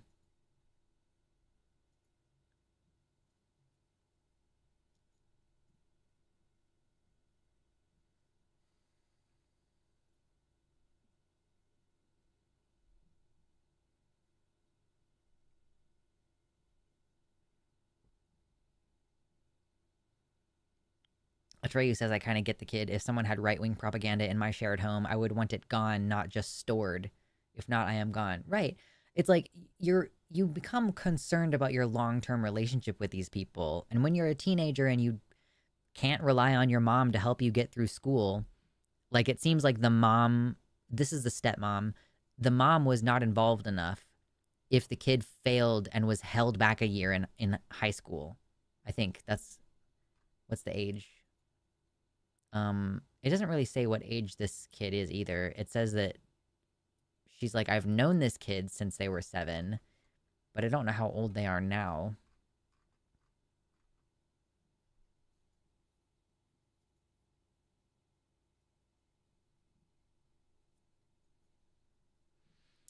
Yeah, sorry. I know that that was completely unrelated to everything else that we've talked about today. It just popped up in my I'm on Reddit and I was like election divorce and I wanted to see, I don't know why this is even on here. Oh, she said it's an election year. I don't know why the word divorce prompted this. I'm sure someone in the comments said something about divorce.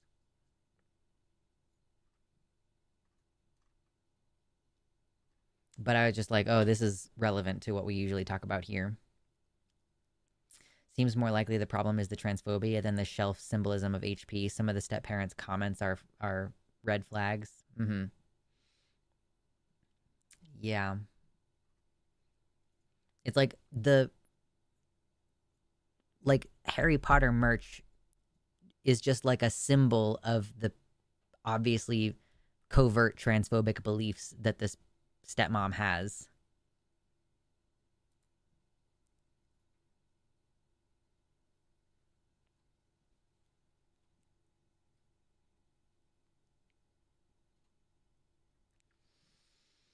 Oh well.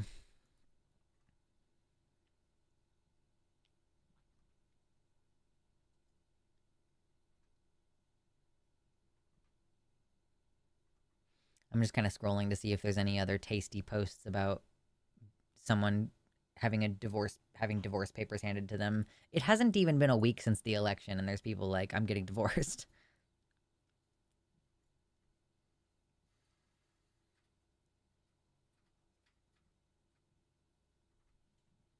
Lots of women just saying like how this is going to impact my marriage.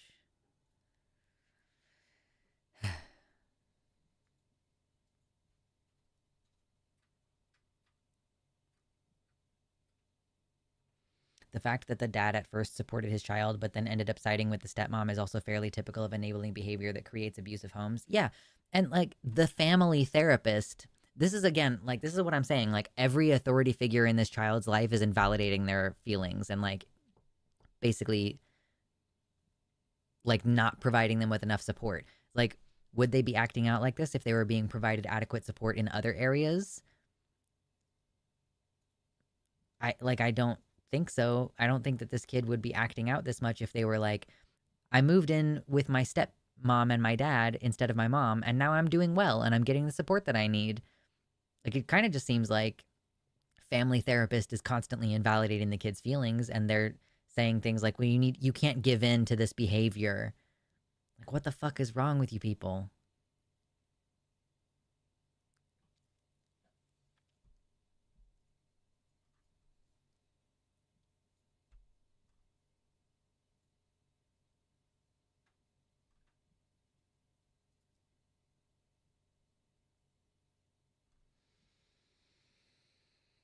Okay, I don't think there's other ones of people speculating about like what am I going to do after the election, but I don't think there's any other ones that are like, oh, this is a post that just says women of America, now is the time to break up with slash divorce your Trump voting boyfriends and husbands.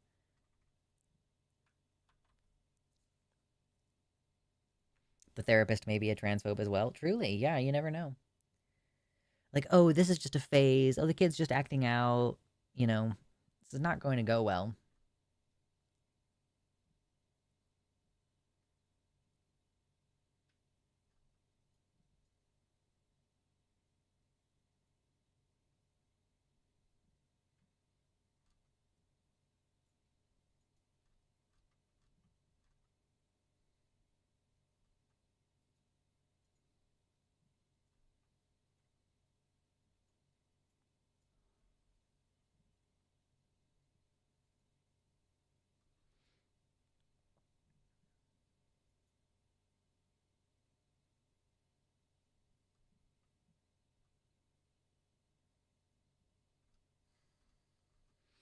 Well, I guess maybe we won't get any more fun stories. I'm glad that I came across that on Twitter so that I could go search for more of them.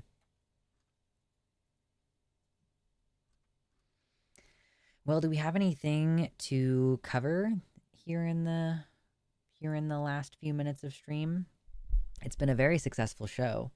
I'm glad that we've had so many people hanging out. We got lots of donations today, which I very much appreciate. I'm feeling pretty confident that I'm going to be able to move with relative ease because I've gotten a good amount of support in that. And my partner and I obviously are still saving. I don't know why my kid went no contact with me. Why would they be so ungrateful? Yeah, it's exactly those vibes. Did you cover the title yet? Yeah, we talked about it. We're getting close to the end of my 4-hour stream right now, so we have talked about it.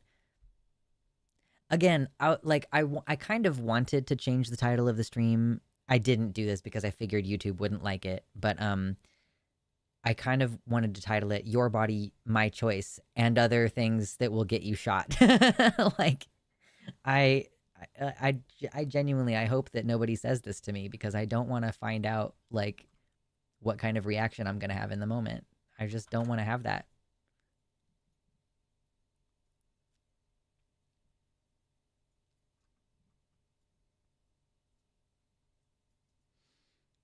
Bernie Sanders talking about workers' rights and etc.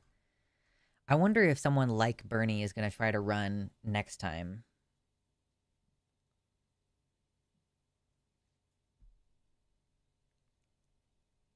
They will find out what calorie you use. Quite possibly.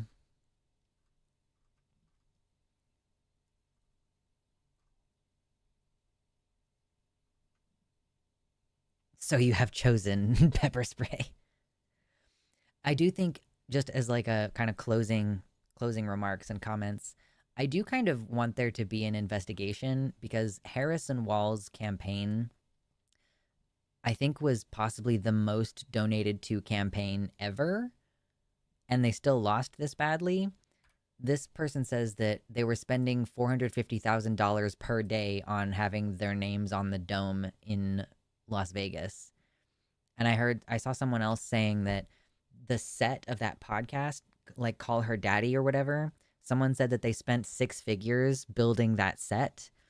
Like, I do kind of think that there should be an investigation into how this money was used because it seems like it wasn't used well. but I don't know. Yeah, I sure hope we get another Bernie-like candidate in my lifetime. We're asking for too much, though, apparently. Because obviously Bernie's not going to run again. But we need someone like him, a leftist populist, who talks about the economy and issues that actually fucking matter.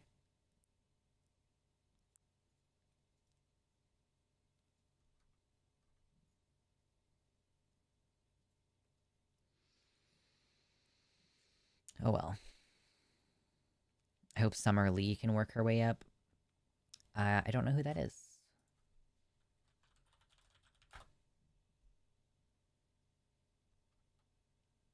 Oh, she's in the House of Representatives, Pennsylvania District, or sorry, is she in the House of Representatives or just the state house?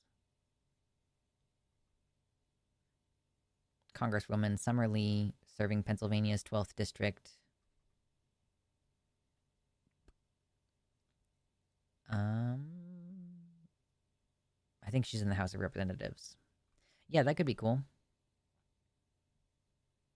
Lux 2028. That sounds terrible, guys. I don't want to do that. Maybe Jon Stewart 2028.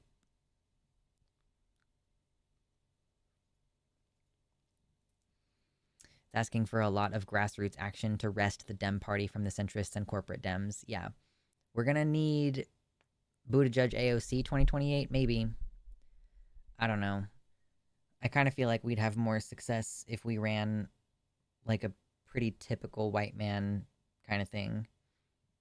But we'll fucking see if there's even going to be an election in 4 years. We'll find out. Okay, babes. I'm ready to go eat some lunch. So I'm going to go eat some lunch. And I am planning on seeing you all on Wednesday. I'm hoping that I can film this week. I definitely didn't get as much work done as I wanted this past week, but I am in the process of writing a script. It's the first in my Dragon Review series, and it's really kind of a video just explaining the Dragon Review series, and then we'll actually do a Dragon Review later. There's like some details. Like, I don't want to say the same thing in every single one of the Dragon Review videos, so if I'm like, well, this flight mechanics is impossible because of XYZ, I don't know. That was what I was thinking, at least, that I should do a video kind of easing us into the Dragon Review. Although I guess I could watch a movie and do the Dragon Review. It just kind of made sense for me, to go ahead and just go, yo, let's kind of introduce the Dragon Review series. But my plan is to finish writing that video and then film it this week to hopefully get it out soon.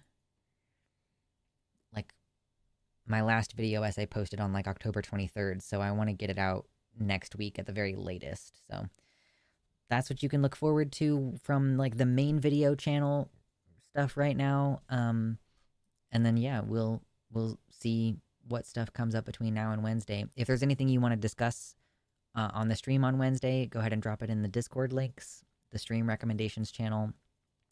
I'm gonna cover what you guys want me to cover. So yeah, hopefully you all have a good start to your week. Enjoy, and I'll see you next time. Okay?